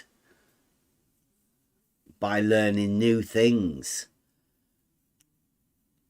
then the Trivium is definitely something that you should be looking at, and especially if you've got children, the Trivium should be part of because your children aren't going to get it at school, so it's always a good idea for you as a parent to have an understanding of it, so you can teach it by like diffusion, osmosis. By example. You can also teach it by example. Well, that's what I mean. The diffusion osmosis, just sort of you being it can help your child pick it up without it being taught. It can be shown by example. Right. It is like we said, a journey. It is not just a book or a curriculum necessarily. It's not that. It is really a journey. And yeah, if you have young kids, take them on the journey with you. It will pay dividends later. All right, I'm off my soapbox of the Trivium. But thank you for that.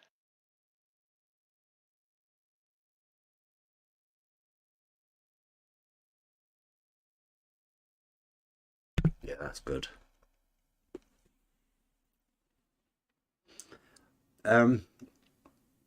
Who's anti-globe in the chat? What's that about?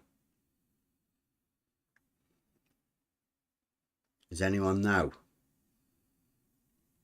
We try not to be anti anything here. You try and be positive, whatever it is.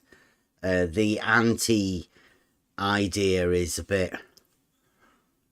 It's negative. We don't try and do negativity here. We try and do positivity. Try and be positive about something.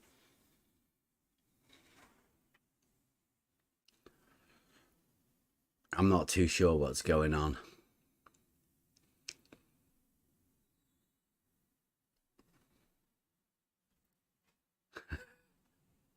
Saragaki says to Kevin. I'd say that what I said earlier relates to pi in the same way. Pi is obviously a constant, but you need the circle first. I don't know whether that means anything to you, Kevin.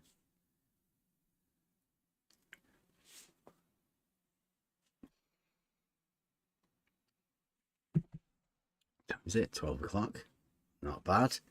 Did okay. Good show. Anybody else got any other points? I would just say that to answer Saragaki, I think we should have an entire conversation about that topic, and maybe we will tomorrow or whatever if you're around. But I was just thinking as we were talking with Paper and SE and everybody about the circle and all that, and Saragaki was bringing in pi. I had a thought, but it's too late to bring it up now, and I got to run anyway. So yeah. But we'll talk about it. Yeah, Yeah, hold that thought, yep, and I will. we should definitely go over pi and the circle in as well. Yep. But great show. Thank you. Yeah, sweet. Thanks for being here.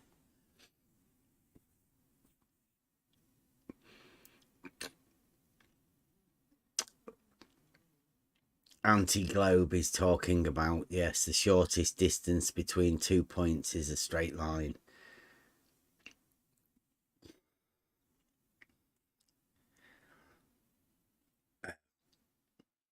Page is fallen into the trap.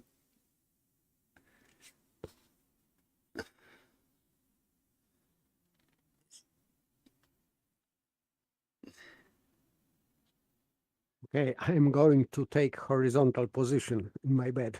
Thank you very much. Okie dokie. Thank you for being here. Good night. Good night. Paige, you're being drawn into a sophisticated non-argument where you make the position that Anti-Globe wants to make, but he never actually makes that thing. He's leading you a merry dance. He knows there's certain things he can't say, so he's letting you say them for him.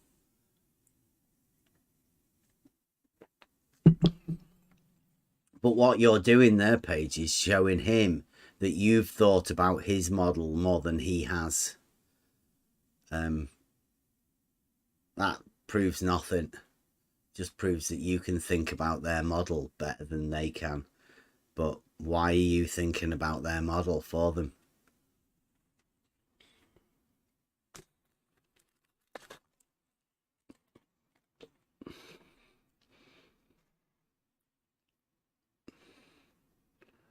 And Blue Marble's talking about Newtonian physics. Newton used Euclidean, didn't he, Blue?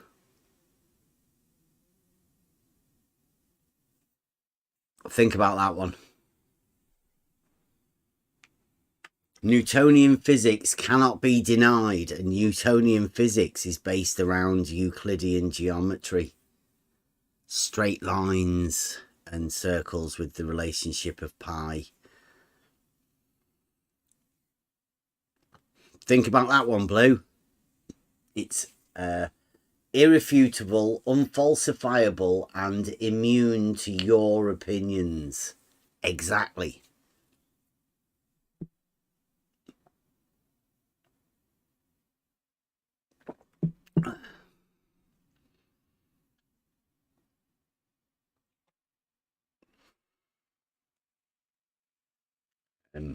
I'm guessing it's got something to do with existential cognitive veiling, Page, on both of those guys that are in there.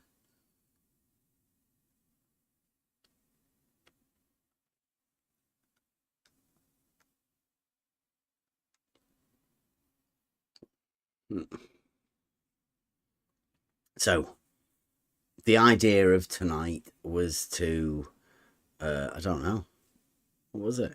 Oh, to go over the arguments and stuff from Red's rhetoric. What does everybody think? Do you think I should go over and demonstrate the argument to Red's rhetoric again? I think it's always worth it if they want me to go over and to explain the statement, the argument. If all horizontals are parallel to the plane of the horizon, then all horizontals will be parallel to one another. Modus tollens. Modus ponens, sorry. Provable consequent.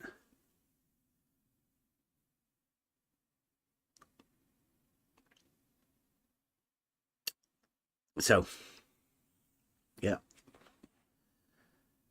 We will start the argument factory up very soon. And they will progress. I mean, there is already a book called The Elements that has a sequential book of arguments that follow on. All provable proofs that we will be using as the basis. But mainly the basis and the first principles of what we're talking about will go back to the Trivium. And like Kevin said, the basis of the Trivium comes from the Organon, Aristotle's book. And basically the Organon is the tool. And the tool is how to sharpen your mind. Your mind will be used as the tool to learn, gain knowledge, and the basis is are within the Organon. We're going to help try and go through it. I want to go through it for myself. Everybody, well, not say everybody, there are people here that also want to go through it, so we will be communicating and conversing and talking to each other about these sort of things.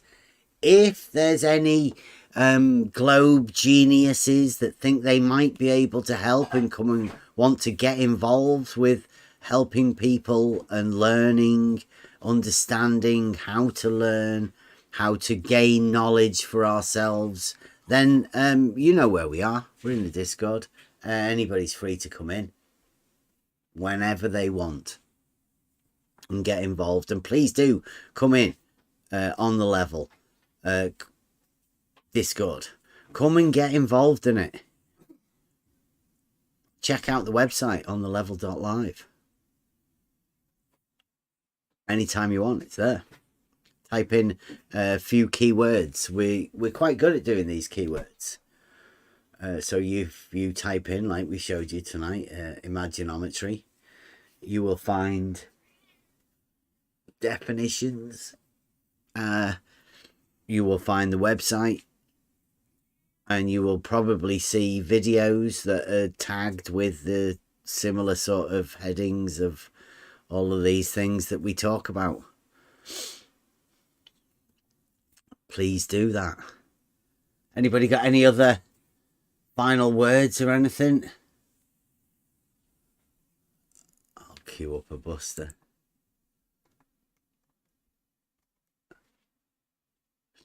Anybody got any anything that we haven't seen for a bit? Any anything we haven't done? We shall go with One Chance. I've not had that for a while. Okay. Join us tomorrow, Thursday, Geometry Euclid night. We'll try and do something. Who knows? Join us tomorrow. Thanks for joining us tonight.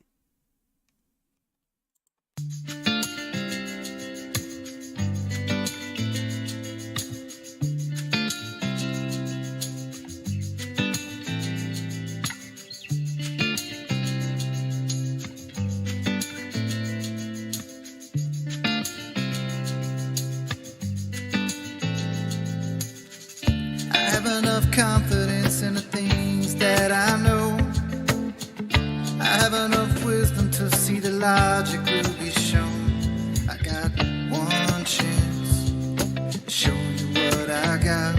I got one chance to show I'm confident or not.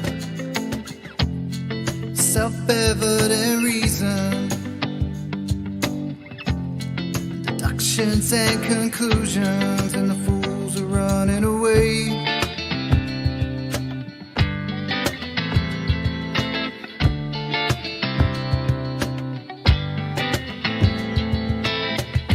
It's not what you say, it's only what you can prove. You better watch your step, you better mind your P's and Q's. You got one chance, show me what you got. You got one chance, show you confident or not.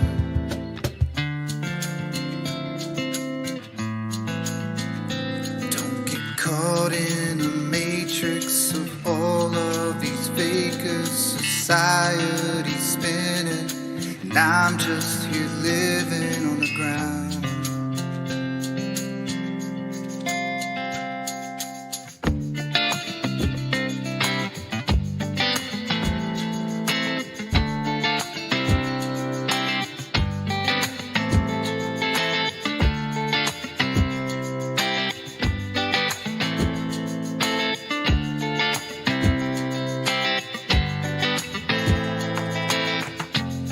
Self-evident reason, deductions and conclusions, logically thinking, and the fools are running away.